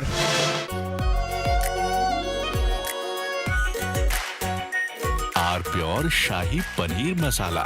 Delicious, healthy, every day. Amity has been ranked among the top universities globally for producing the most employable graduates by the Times Higher Education UK. Yet another testimony to Amity's excellent placement record. चमकी चाट से क्या बना है? Sandwich, लस्सी और छाछ और हर घूंट में चमकी चाट। ड्राई फ्रूट और दही बड़े। चमकी चाट से स्वाद बढ़े। असली स्वाद सिर्फ चमकी चाट। केसरिया से मन जोगी हुआ रे, दिल झूमे देखो मतवारा हुआ रे। केसरिया से मन जोगी हुआ। हर पल मनाओ केसरी त्योहार। विमल, बोलो जुबान केसरी। आर प्योर सूजी पास्ता उबालो मिलाओ और खाओ 8 मिनट में तैयार। क्या टेस्ट है सबका राजा आर प्योर मसाला।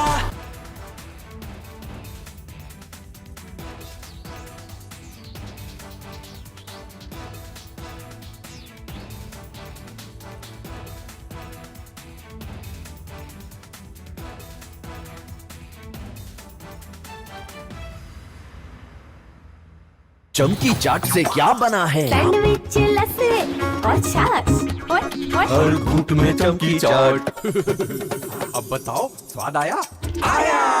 असली स्वाद सिर्फ चमकी चाट। हमें धीरज के साथ, संयम के साथ, शांत मन से हर चुनौती का मुकाबला करना है। इसलिए मैं देशवासियों से भी कहूंगा कि हमें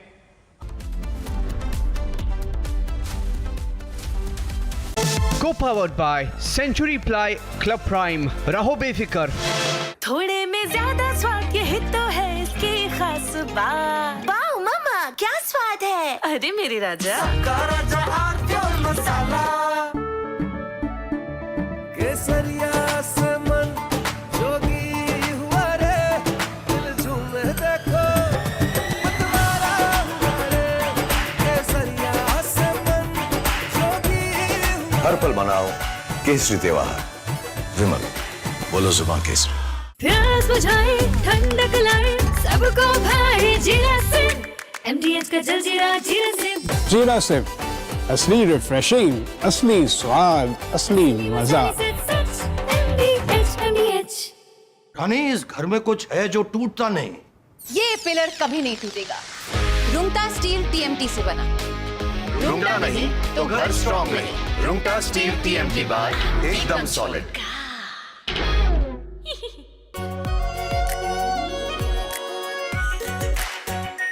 Our Pure Shahi Paneer Masala.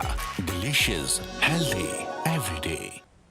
हमें धीरज के साथ, संयम के साथ, शांत मन से हर चुनौती का मुकाबला करना है। इसलिए मैं देशवासियों से भी कहूंगा कि हमें हर चुनौती के लिए तैयार रहना ही होगा।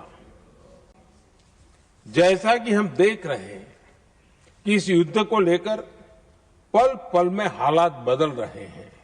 आदरणीय सभापति जी, ये संकट अलग प्रकार का है और इसके समाधान भी अलग प्रकार से ही तय किए जा रहे हैं। हमें धीरज के साथ, संयम के साथ, शांत मन से हर चुनौती का मुकाबला करना है।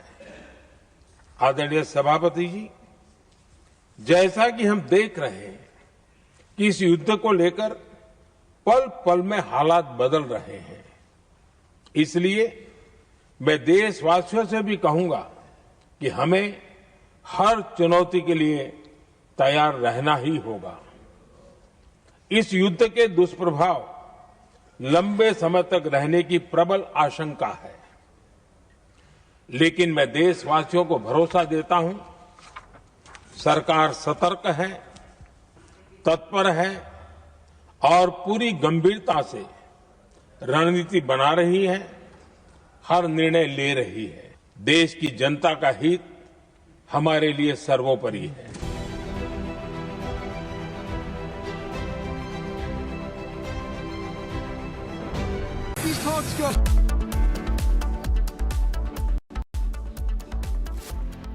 Co-powered by Century Ply Club Prime. रहो बेफिक्र। चमकी चाट से क्या बना है? आलू चाट या फ्रूट चाट, स्वाद बढ़ाए चमकी चाट। क्या बात है? स्वादिष्ट पकोड़े और फरसान, अरे चमकी चाट है इसकी जान। असली स्वाद सिर्फ चमकी चाट। Amity has been ranked among the top universities globally for producing the most employable graduates by the Times Higher Education UK. Yet another testimony to Amity's excellent placement record. Pure सूजी पास्ता उबालो मिलाओ और खाओ 8 minute में तैयार। क्या test है सबका राजा are मसाला। केसरिया से मन जोगी हुआ रे, दिल झूमे देखो मतवारा हुआ रे। केसरिया से मन जोगी हुआ। हर पल मनाओ केसरी त्योहार। विमल, बोलो जुबान केसरी। चमकी चाट से क्या बना है? सैंडविच, लस्सी और छाछ। हर घूंट में चमकी चाट। ड्राई फ्रूट और दही बड़े। चमकी चाट से स्वाद बढ़े। असली स्वाद सिर्फ चमकी चाट।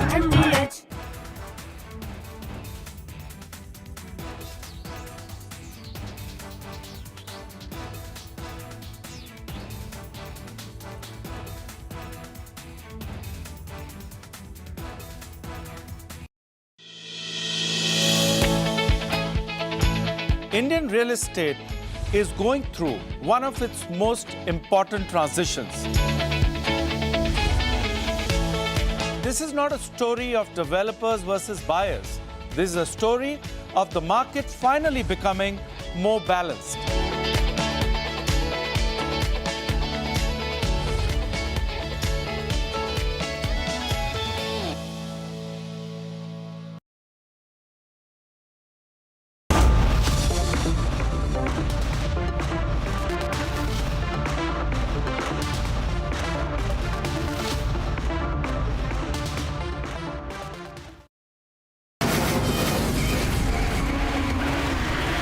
From the Republic Media Network headquarters, it's time for the debate.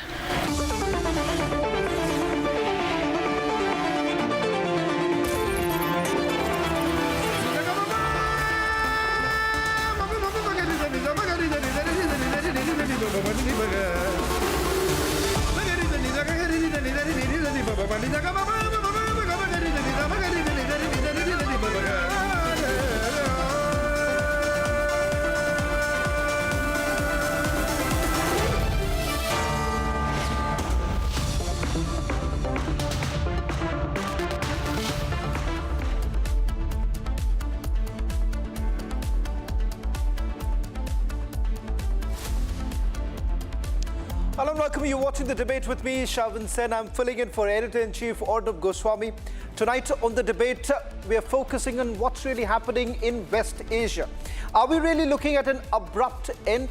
Is President Trump looking for an off-ramp? All this and much more on the debate tonight. On the show tonight, Trump extends deadline for striking Iranian energy plants. Is Trump's military pause a strategic deception? At 8:30 tonight, battle to reopen Strait of Hormuz as Pentagon prepares a three-phase plan to open the strait. And at 9 p.m. is the war out of Trump's control now. Trump and Benjamin Netanyahu face domestic pressure as Israeli general warns of depleting army.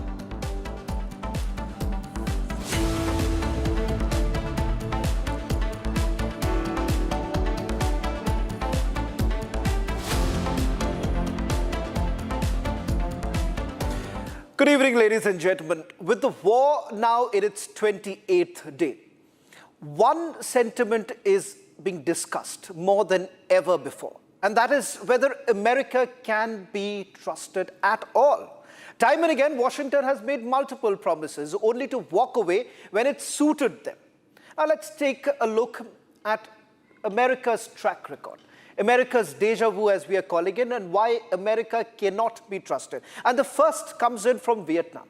In January 1973, the United States signed the Paris Peace Accords with South Vietnam, promising to withdraw its troops within 60 days and to respond strongly if at all North Vietnam violated the ceasefire. But what really happened? Because North America launched its final offensive in 1975, the US did not return to help South Vietnam, instead abandoned it. Now let's take a look at what really happened in Iraq in the 1990s. Under President Bill Clinton, the US repeatedly confronted Saddam Hussein over weapons inspections. In December 1998, after Iraq basically blocked UN inspectors, the United States of America launched what was called Operation Desert Fox. The goal was to degrade Saddam Hussein's weapons program and military capacity. US contained Saddam at the time by curtailing Iraq's nuclear program, eventually killing him back in December 2006. And everyone knows about what really happened with Iraq when this entire narrative was all about WMD. Now that never happened.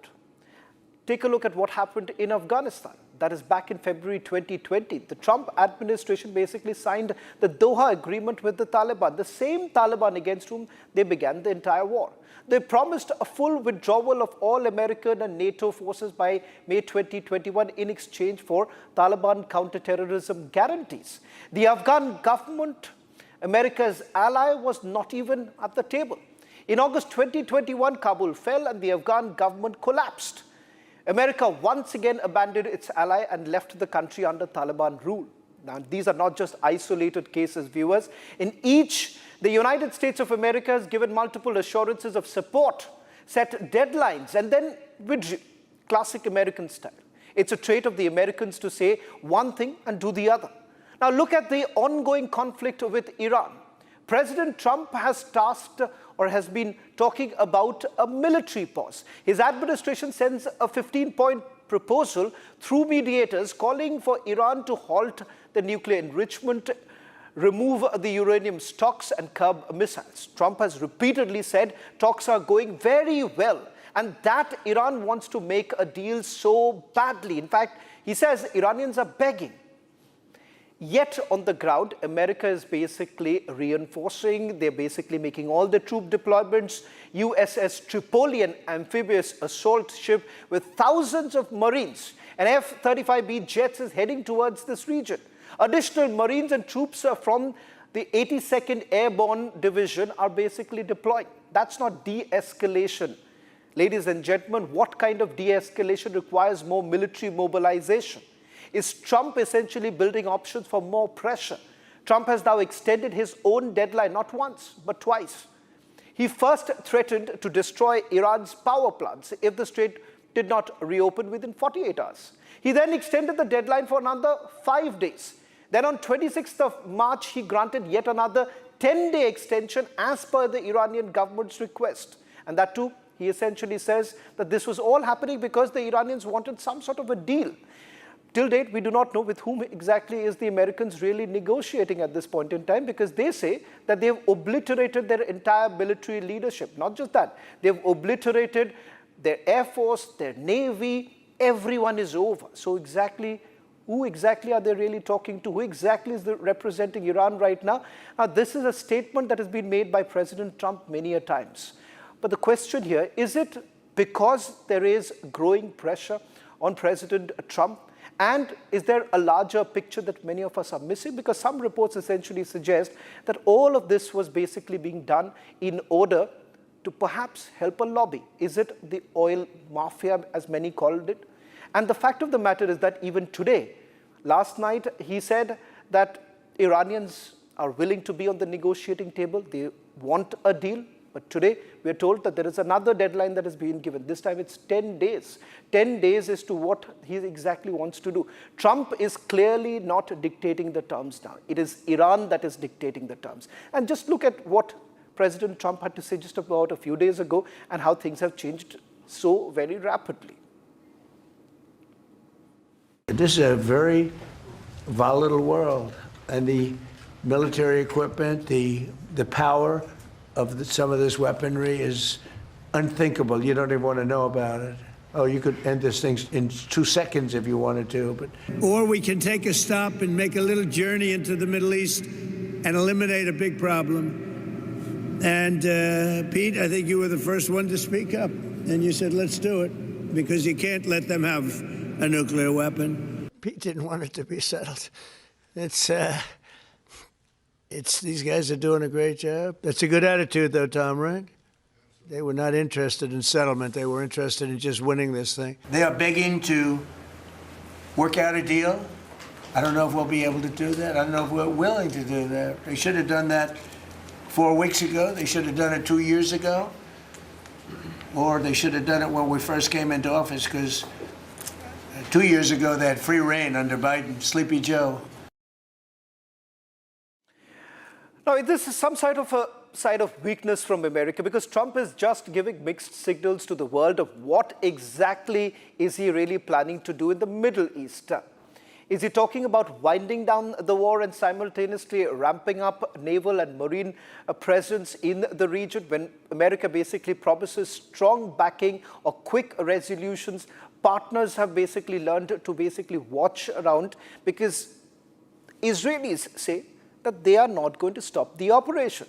In fact, it turns out that some of American allies in the Gulf region are now egging President Trump to continue with the war. So what's exactly the plan? And would the Iranians really trust anyone at this point in time?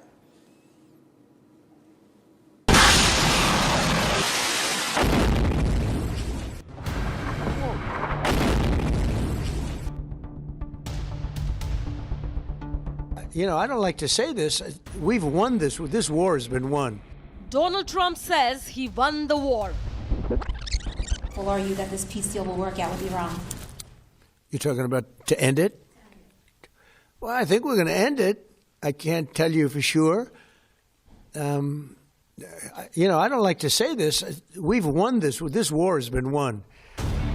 He claims Iran's military capacity is obliterated.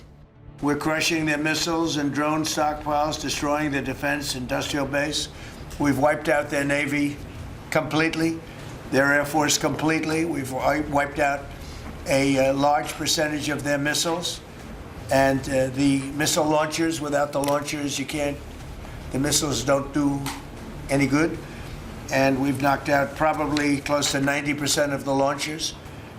Probably more than 90% of the missiles themselves. Between some they fired and more than they fired, we knocked out. He goes one step ahead and pauses the strikes, extending the deadline to April 6th. But Iran, it seems, is not falling for the trap. This unjust war of whims by the United States and Israel against the noble nation of Iran is the direct result of silence in the face of earlier manifestations of lawlessness and atrocity in occupied Palestine, Lebanon, and elsewhere.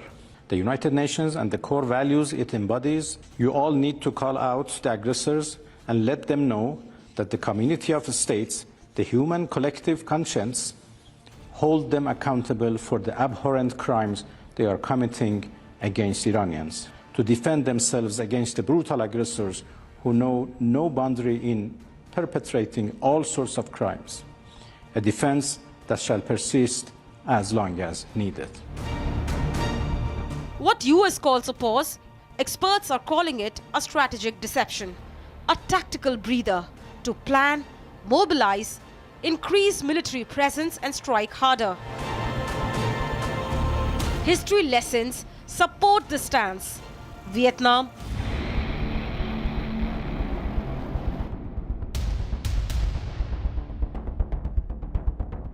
Iraq,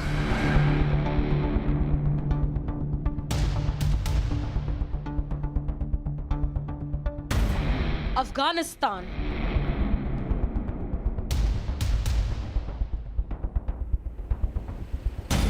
and now Iran.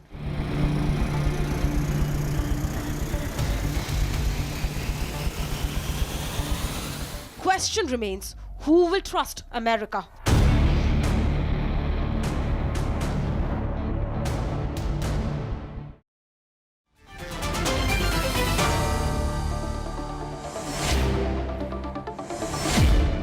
Dr. Melody, I want to begin by asking you, your opposition leader has basically raised questions about whether at all this operation can really continue, whether at all the IDF can take a further hit, keeping in mind that some think tanks are also suggesting that you do not have enough weapons in store, particularly the Tomahawks being one such.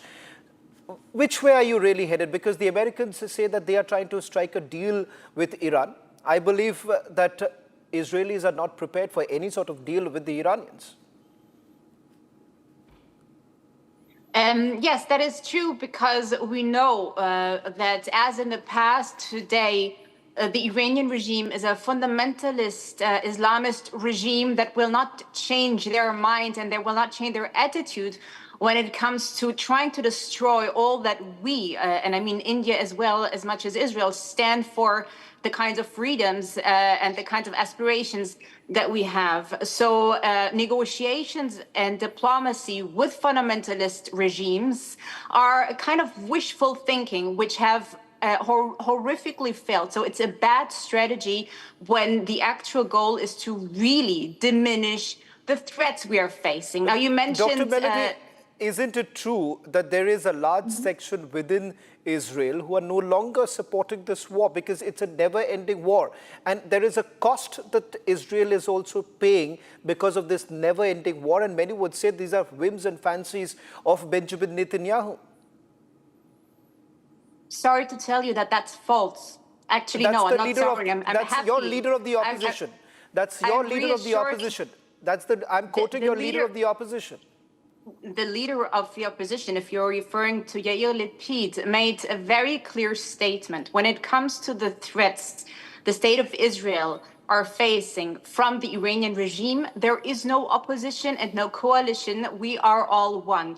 And this has historically always been like that. There may be a lot of internal political rifts, but when it comes to the existential threats the state of Israel is facing, it is true. We are all one. And in fact, right now, the majority of the Israelis, the absolute majority of Israelis, even the ones that have previously been either taken hostage by Hamas, who have been suffering directly from the massacres of October 7th, who had to evacuate their houses in the north, even those who are purely traumatized, say, finish this war once and for all, because we can no longer live, but the objectives and the goalposts are constantly changing. And the constant threat of the Iranian regime. Please?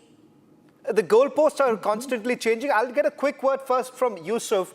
Yusuf, you know, at the beginning of the program, I listed out several examples why the Americans can never be trusted. Perhaps Israelis believe that the Americans can be trusted and perhaps they need the Americans right now.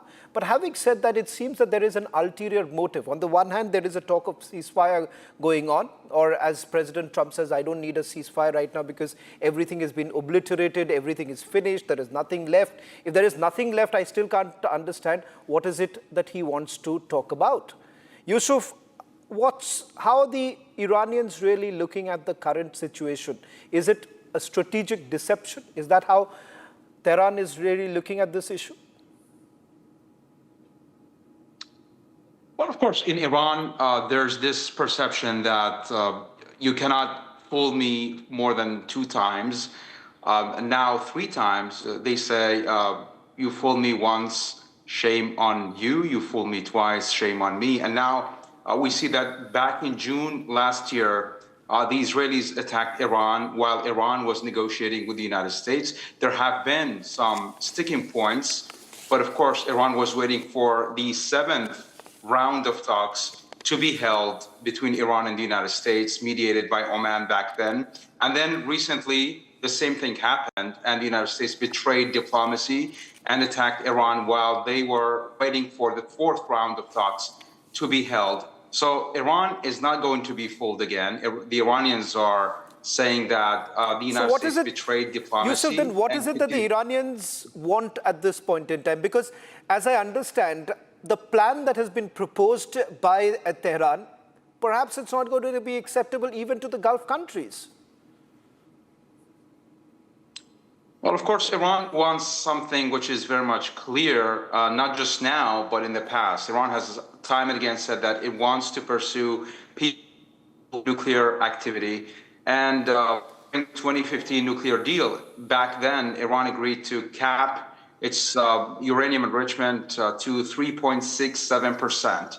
And it is ready to do so again. This is not a dangerous level of enrichment, 3.67%. This is not much. You need more than 90% of enrichment to get close to a nuclear bomb. But 3.67% is nothing dangerous. And the Americans keep insisting on total elimination of Iran's nuclear industry, something which Iran believes is a breach of Iran's sovereignty. And second is Iran's right to develop ballistic missiles. Iran says that it is under sanctions and it cannot actually acquire air defense systems like, for example, the Russian S-400, S-500. These types of air defense systems are not available because Iran is under arms embargo. And of course, it has to rely on its own ballistic missiles as a means of deterrence. Iran has time and again said that it is not pursuing to, of course, attack its neighbors or any other country in the world, not in its history.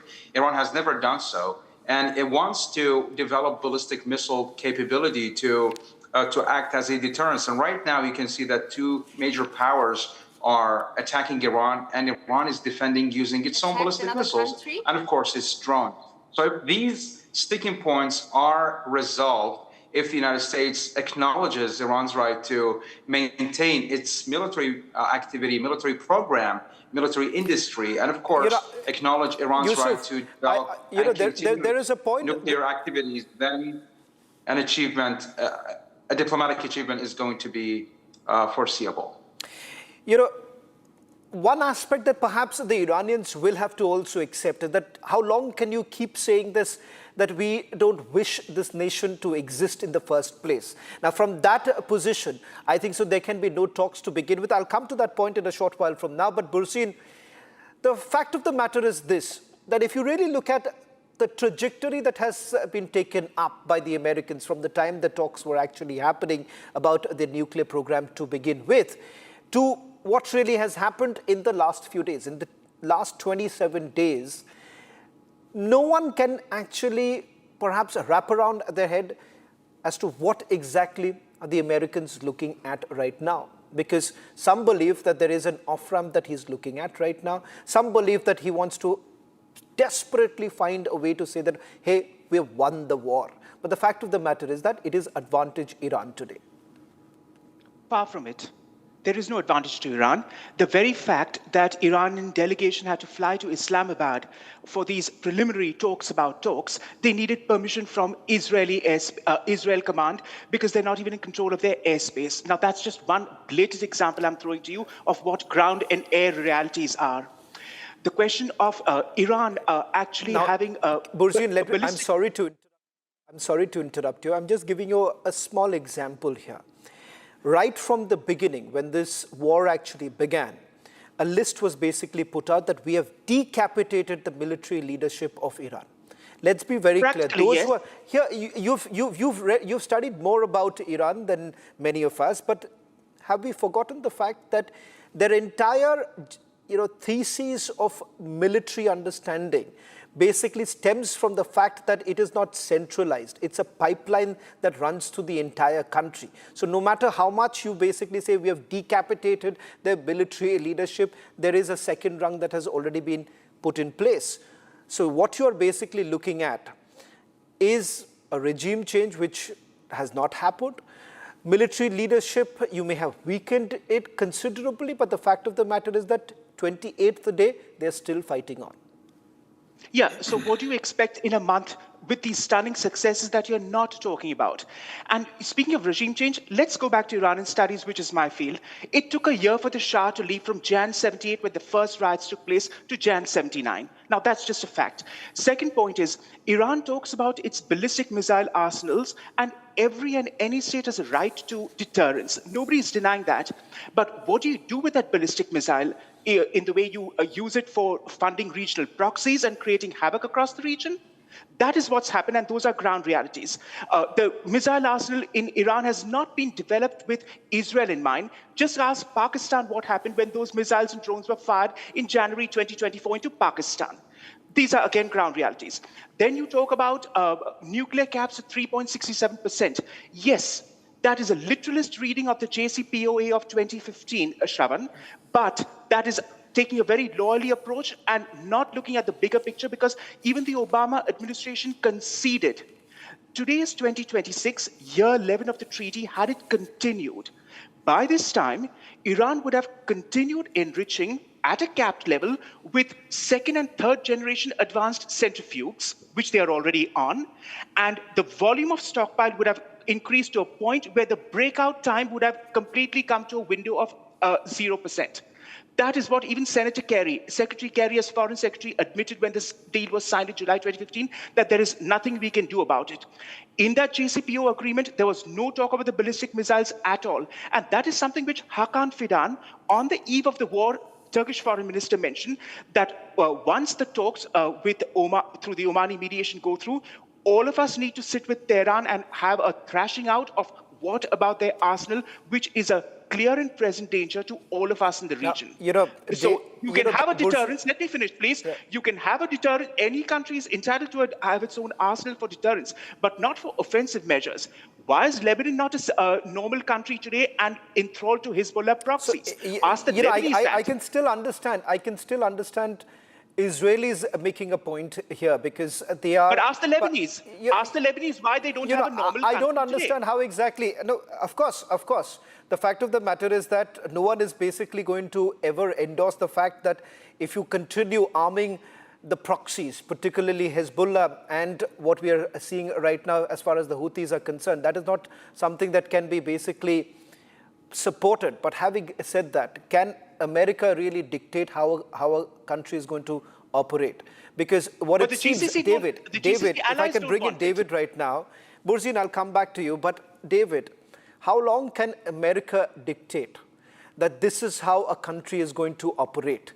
And they've done that in Afghanistan, and we saw how it was a colossal defeat. We've seen this happening in the past in other countries, in Iraq, a colossal defeat for the Americans. The fact of the matter is that you say that you want to bring in liberal values, and this is how you want the world to see it. And that's the reason why many in America saw this as, a pragmatic approach of President Trump as far as his first term is concerned. Now, rather than calling the Iranians lunatics, I think so President Trump really needs to rethink as to how exactly the world really viewing his approach. Well, let's understand that Donald Trump is a complete ignoramus. I've known Donald. I've spent hundreds of hours with him going back almost 40 years. He is appallingly ignorant. He is mentally ill. He has no idea what he's doing here. He doesn't understand the most simple basics of the schism in Islam between Sunni and Shia and how it affects all of this. At the moment, the Iranians are in charge of what's going on here. They are not fighting the war Donald Trump and Benjamin Netanyahu want.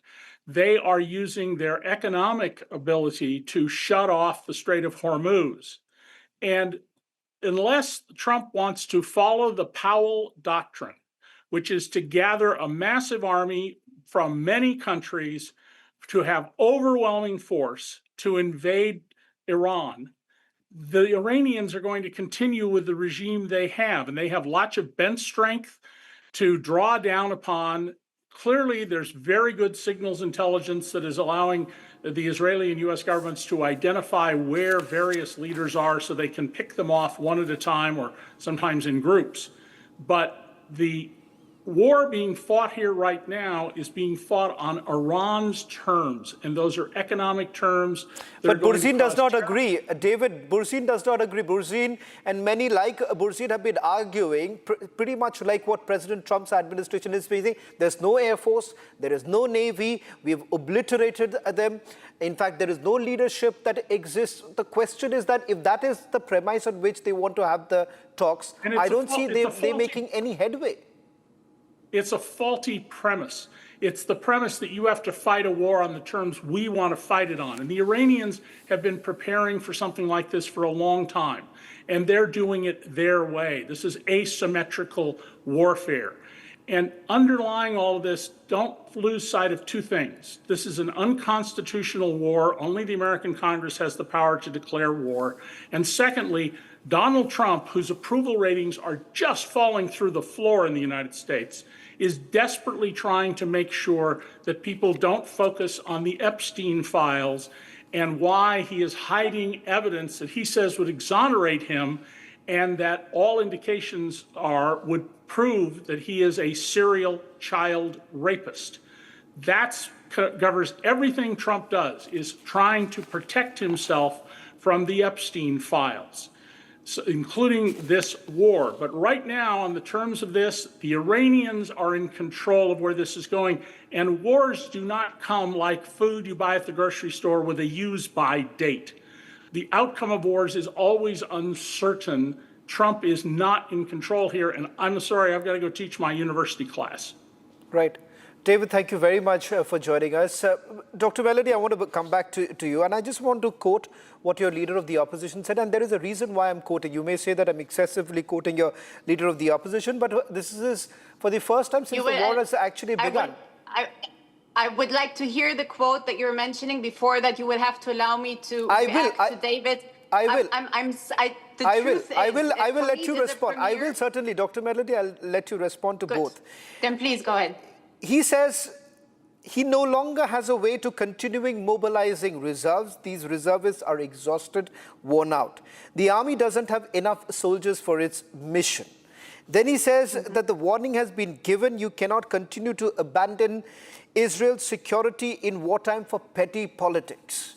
Now, the fact of the matter is this, and I'm sure, Dr. Melody, of course, you have the right to protect your country, and no one ever is going to support the kind of attack that Israel has seen on 7th of October. That no one is going to forget. But how long can this really continue? There has to be a middle path. Okay, then a quick comment. For me, it is a premiere. I heard a lot about conspirationalists and conspirational theorists also from the USA. Now I know that they have a face and they have a sound. And I'm quite appalled by what I just heard in the previous intervention.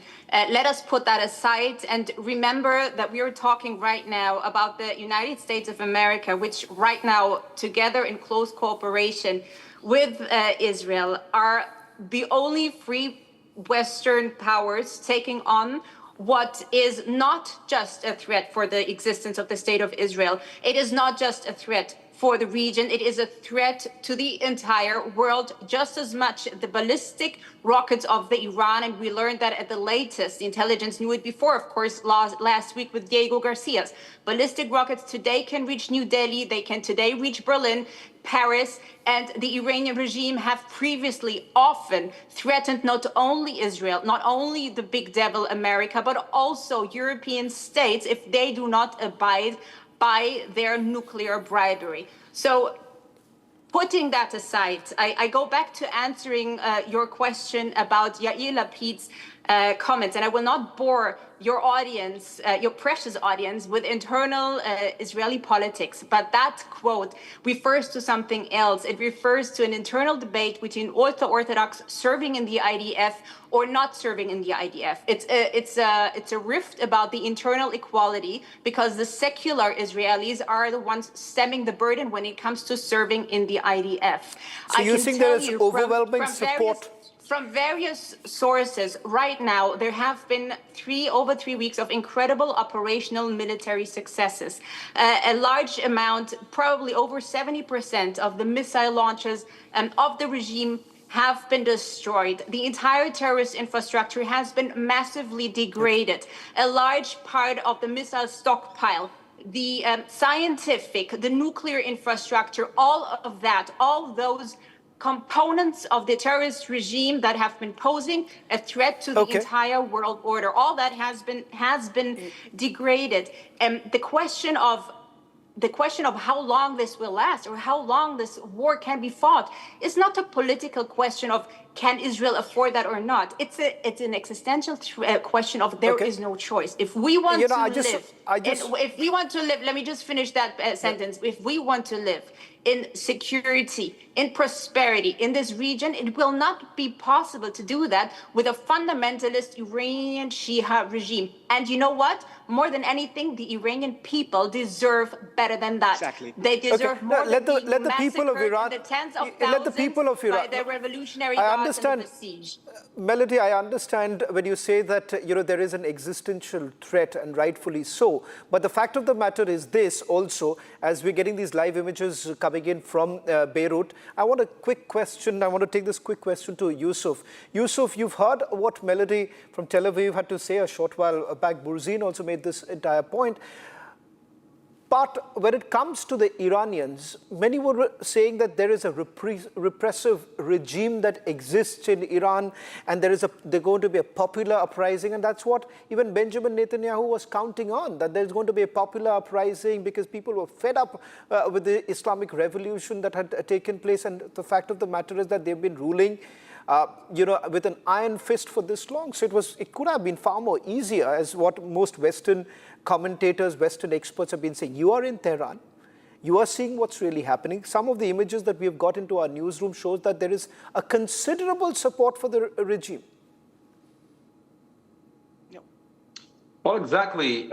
We cannot ignore the fact that the Iranian government is suffering from some economic mismanagement, and it is not acting very well with regards to the country's economy. And people are really concerned about how the Iranian government does with regards to its economy. And that is what led to the December protests, December last year, which continued until mid-January this year. So the drive was economic grievances, but of course, Iran believes that there have been some elements that try to instigate chaos and try to derail the protests from peaceful, economic-driven protests to anti-government gatherings and protests. And we all heard about the consequences and thousands of people who lost their lives in those protests and clashes with security forces. But speaking about now, there doesn't seem to be any indication of people going on the streets to try to topple the government. We have seen only some pro-government ralliers, supporters of the Islamic Republic, taking to the streets, staying on the streets even until 3 a.m. Local time. So, that's the perspective. That's the perspective that, it seems to be missing from the entire narrative that has been spoken about. Thank you very much, Yusuf, David, and Melody and Burzine for joining us on the debate. What we are essentially focusing on is what perhaps is going to be the strategy for the Americans. Ceasefire claims on one side, war planning on the other. As the Strait of Hormuz remains a live battlefield, both Washington and Tehran are now openly preparing for the next phase. The Pentagon, in fact, has drawn up a 3-phased plan to reopen the choke point. Even as Iran signals relentless retaliation, here's a report on how this conflict could escalate further and what both sides are essentially preparing for the mobilization of US troops to laying of mines near the Strait of Hormuz by Iran.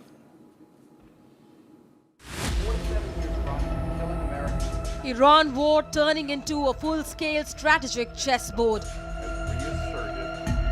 The United States now has a clear 3-phase potential plan. The goal to break Iran's hold over the Strait of Hormuz. Phase 1.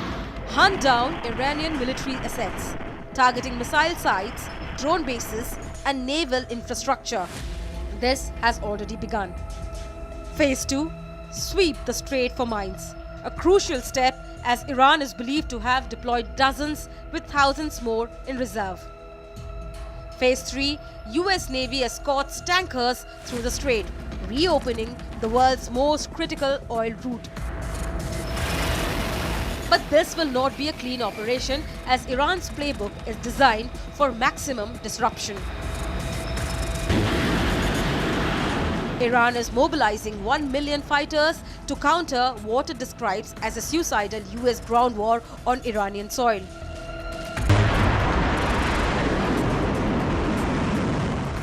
From above, missiles and drones are ready to military ships. While at sea, swarms of fast attack speedboats loaded with explosives can overwhelm even advanced defenses. And below, a deadly minefield turning the strait into a floating trap. As this battle plan unfolds, the US is rushing in forces. Over 7,000 US troops ready for rapid insertion into a war zone. It seems Strait of Hormuz could decide the course of a global conflict ahead.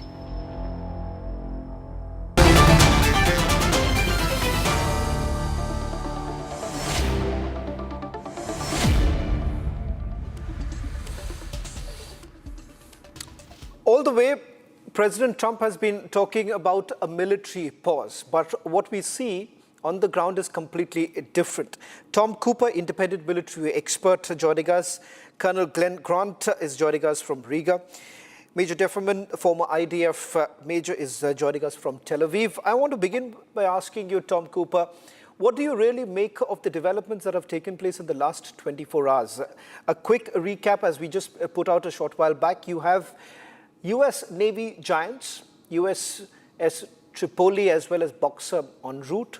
Then you have the 82nd Airborne Division being deployed, effectively having about 7,000 troops. Where is it really headed? Thank you very much for inviting me. Nice to be with you. As for where is this heading right now, nowhere. De facto, the US president has paused the entire situation, issued another ultimatum on Iran in respect of Iran to be forthcoming and to making some sort of a counter-offer, which might be acceptable or not. We are going to see. And unless it is so far, for the next 10 days, we are going to see a continuous war of attrition with Iran sporadically, but nevertheless, firing single or more ballistic missiles at Israel, even more so targeting US facilities and allied facilities in the Persian Gulf, in the countries of the Persian Gulf, from Kuwait via Bahrain, Qatar, down to United Arab Emirates. We are going to see also Iranian strikes on US facilities in Jordan. And in turn, we are going to see even more of US and Israeli strikes on, well, meanwhile, even music academies and single guards posts of the Basiji and IRGC around Iran, particularly on police stations in western Iran. Also several such US strikes on police stations in eastern Iran. You're going to see sporadic strikes, but highly ineffective by Israelis in particular, but also by the Americans on some of those 27 so-called missile cities in Iran. These are massive underground facilities constructed intentionally under the reach of US bunker busters, or at least the majority of US-made bunker busters as deployed by Israel and as deployed by the United States. Right. And while this is going on, the US ground troops are going to be preparing for their part of the task. Colonel Grant, if I can also bring you in right now, because what we see is an indication coming in from President Trump time and again when it comes to Karg Island. For almost 38 years now, President Trump has been talking about Karg Island. His interview back in the 80s, where he's essentially spoken about, why getting the Karg Island becomes extremely crucial. Now, I want to ask you, Colonel Grant, with all the military developments that are taking place, do you believe that boots on ground is exactly what America is basically looking at right now? Because that perhaps is the only way they can actually go back to their own audience back home, telling that, look here, we have won the war. Because right now, it is clear advantage Iran. Yeah, well, I mean, first of all, back home in the US, they're already saying they've won the war. So they don't need to, even Trump's acolytes are saying we've won the war. All we're doing now is getting ready to open the strait. Boots on the ground in Karg Island is interesting.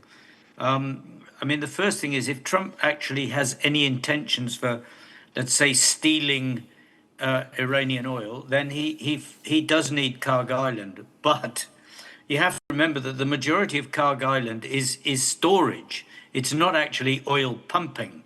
So he could go onto Karg Island, and then the Iranians could then just stop pumping into Karg Island, leaving lots of troops there doing nothing. But so from why what is is there being so much of interest? If that's the case, now that's a very interesting point that you make, Colonel Grant. Then why exactly is there so much of interest in Karg Island?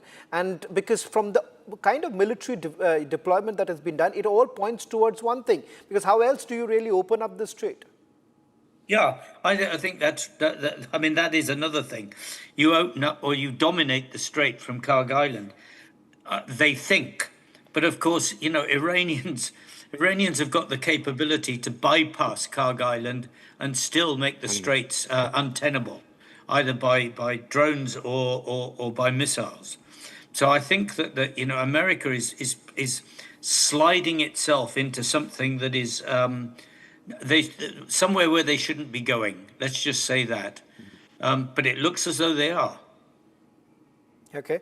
Major Defferman, I want to bring you in right now with regards to what the UAE has been talking about. The UAE says that a UAE-led Hormuz security force, many would say it's an admission of failure, because what has essentially happened is that this force does not even exist. It has never materialized. 22 countries issued, you know, a joint statement. Not a single one has basically announced specific contributions, ship deployments, operational timelines. So let's be very clear that when it comes to the Strait of Hormuz, you cannot bypass the Iranians right now. You need to get them on board.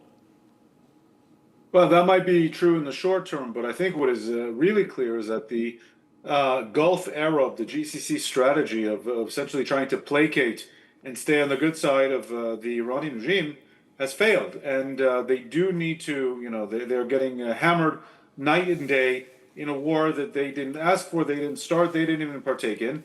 And their entire strategy for the decades has been to try to buy off, to make nice, to be, you know, a hub for business for the regime.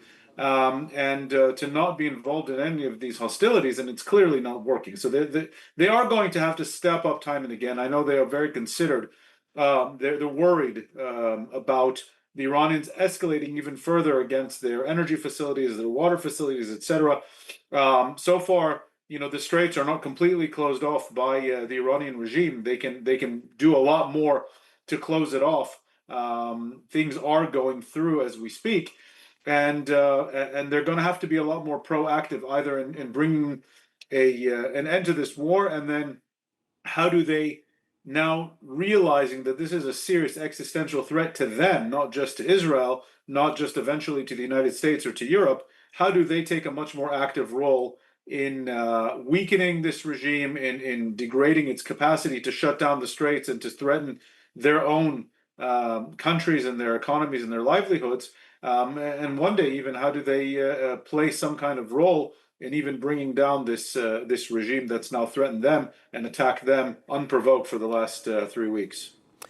Tom, I want to bring you in with regards to how exactly is the GCC really prepared in this particular case? Because despite the kind of hit that they have taken, particularly Saudi Arabia and of course UAE, why is it that they have been reluctant in getting into the war? Because that is exactly what is frustrating the Americans. That is what is exactly frustrating the Israelis right now. Is it because they believe that if at all they do so, if they go whole hog, then the repercussions of it is going to remain for a very long period? Well, that is one of the points about all of this. The Americans and Israelis, and Israel in particular, want the GCC countries to enter this war on their side, while they have started this war without informing them that there is going to be a war.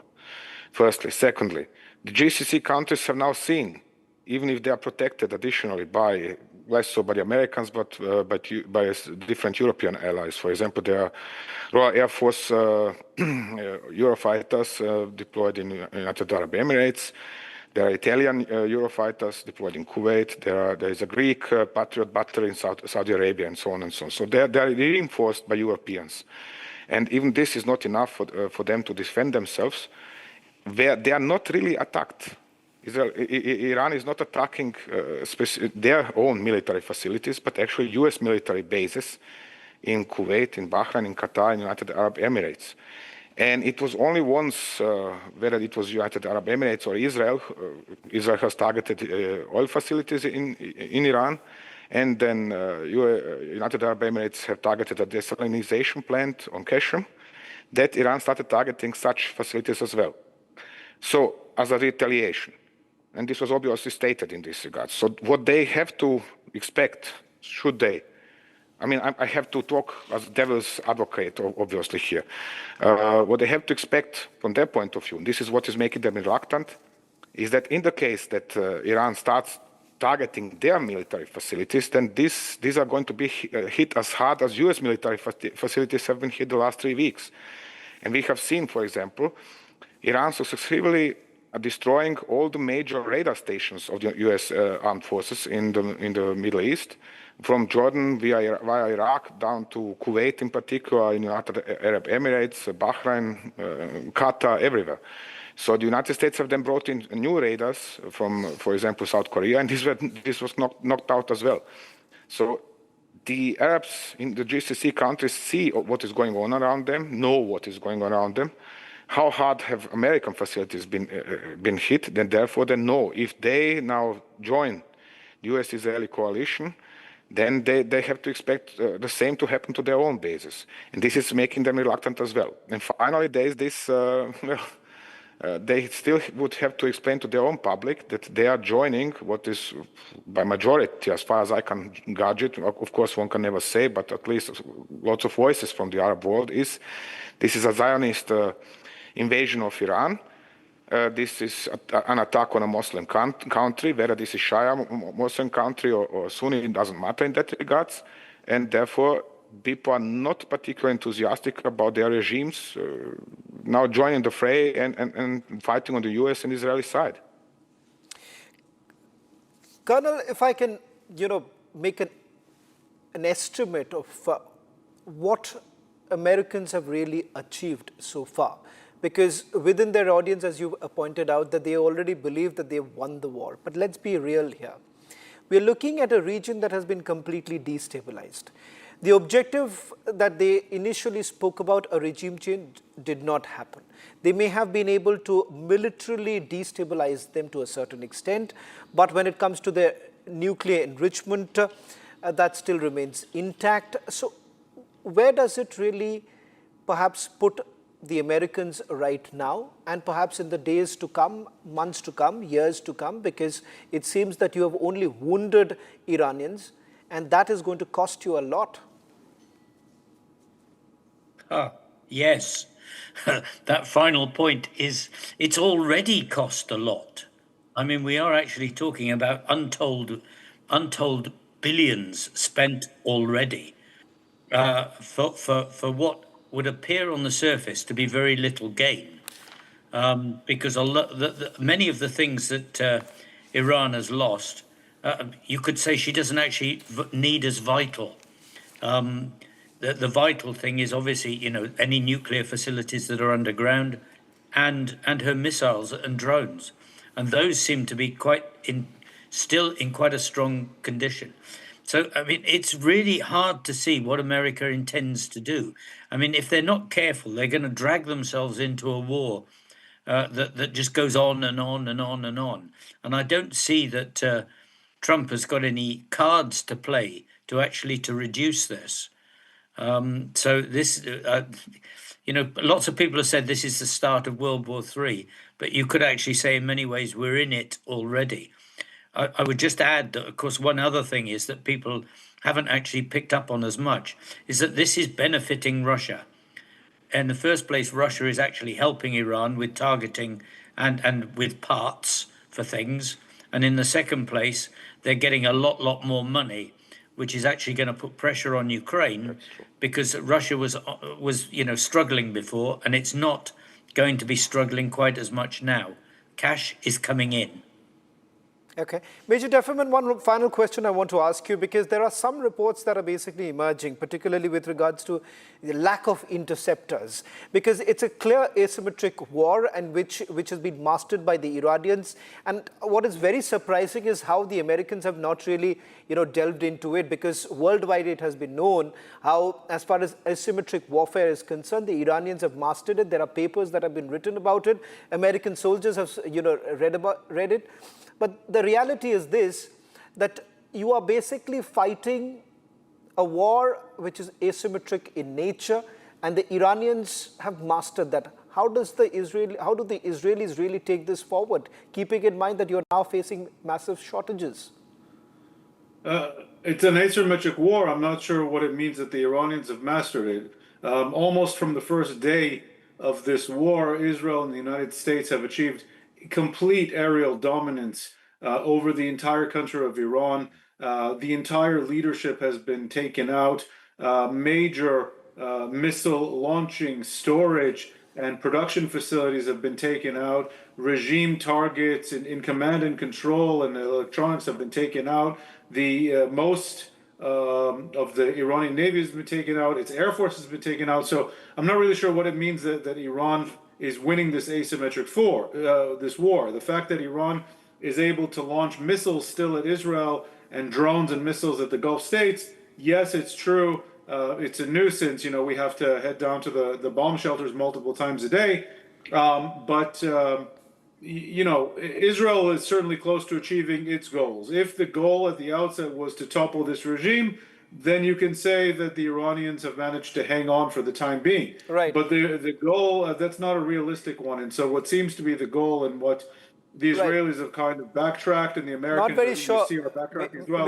It's just cutting down their ability to threaten Israel, to threaten American allies, American bases in the region. And as far as that goes, those goals this is the conversation for another day, Major, because I'm running out of time, because what many of us cannot still understand is that what are the objectives that have been really met with, because President Trump says something, Benjamin Netanyahu says something, and the reality is something completely different. So that's a different, conversation altogether. That's all that we could pack in the first debate. The other big debate coming up at 9 p.m. Has Trump really lost the plot? On the one hand, he says that Iranians are begging for a deal. On the other, what we see a massive military deployment that's taking place in the face of shortages of interceptors. That's the debate coming up with my colleagues Niranjan and Abhishek.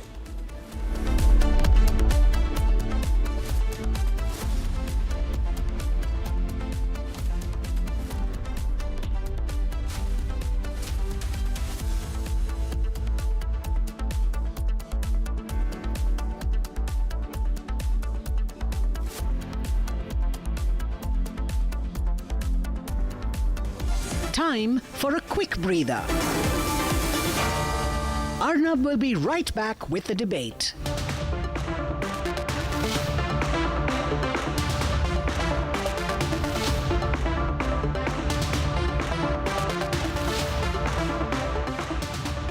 Powered by Century Ply Club Prime. रहो बेफिक्र. जब अपना कोई move किसी को move करता है ना यार, फील आ जाती है. भाई तू अपना है, तेरा सफर मुझे भी करना है. तूने प्रूव कर दिखाया यार, एनीबॉडी कैन ड्रीम. मुझे लगा मैं नहीं, पूरा का पूरा मूवमेंट चल रहा है. Breathable fabrics, awesome comfort, effortless style, AD from the house of Arvind. Amity has been ranked among the top universities globally for producing the most employable graduates by the Times Higher Education UK. Yet another testimony to Amity's excellent placement record. Pure सूजी pasta उबालो मिलाओ और खाओ 8 minute में तैयार. क्या test है सबका राजा pure मसाला. अरे टेंशन किस बात की? सेंचुरी प्रोबूट का प्रीमियम प्लस है ना. लो एमिशन है, हाई डेंसिटी है, वाटर रेजिस्टेंट भी, टर्माइट एंड बोरो रेजिस्टेंट भी है. यानी ये है जहाँ नो टेंशन वहाँ। Premium Plus by Century ProWood.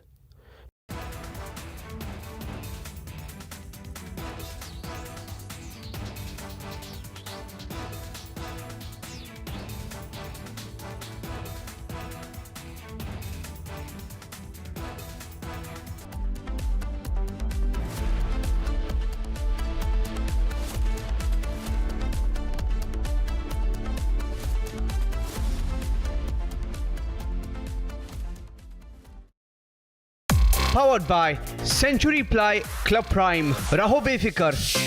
Hello ladies, आपके लिए है ये कंफर्टेबल सोफा, गर्मा गर्म चाय और वाईफाई। आराम फरमाइए, क्योंकि हमारा लेटेस्ट लिनन फैब्रिक कलेक्शन है ही ऐसा। वो क्या है ना, इन्हें देखने में और दिखाने में थोड़ा वक्त लगेगा।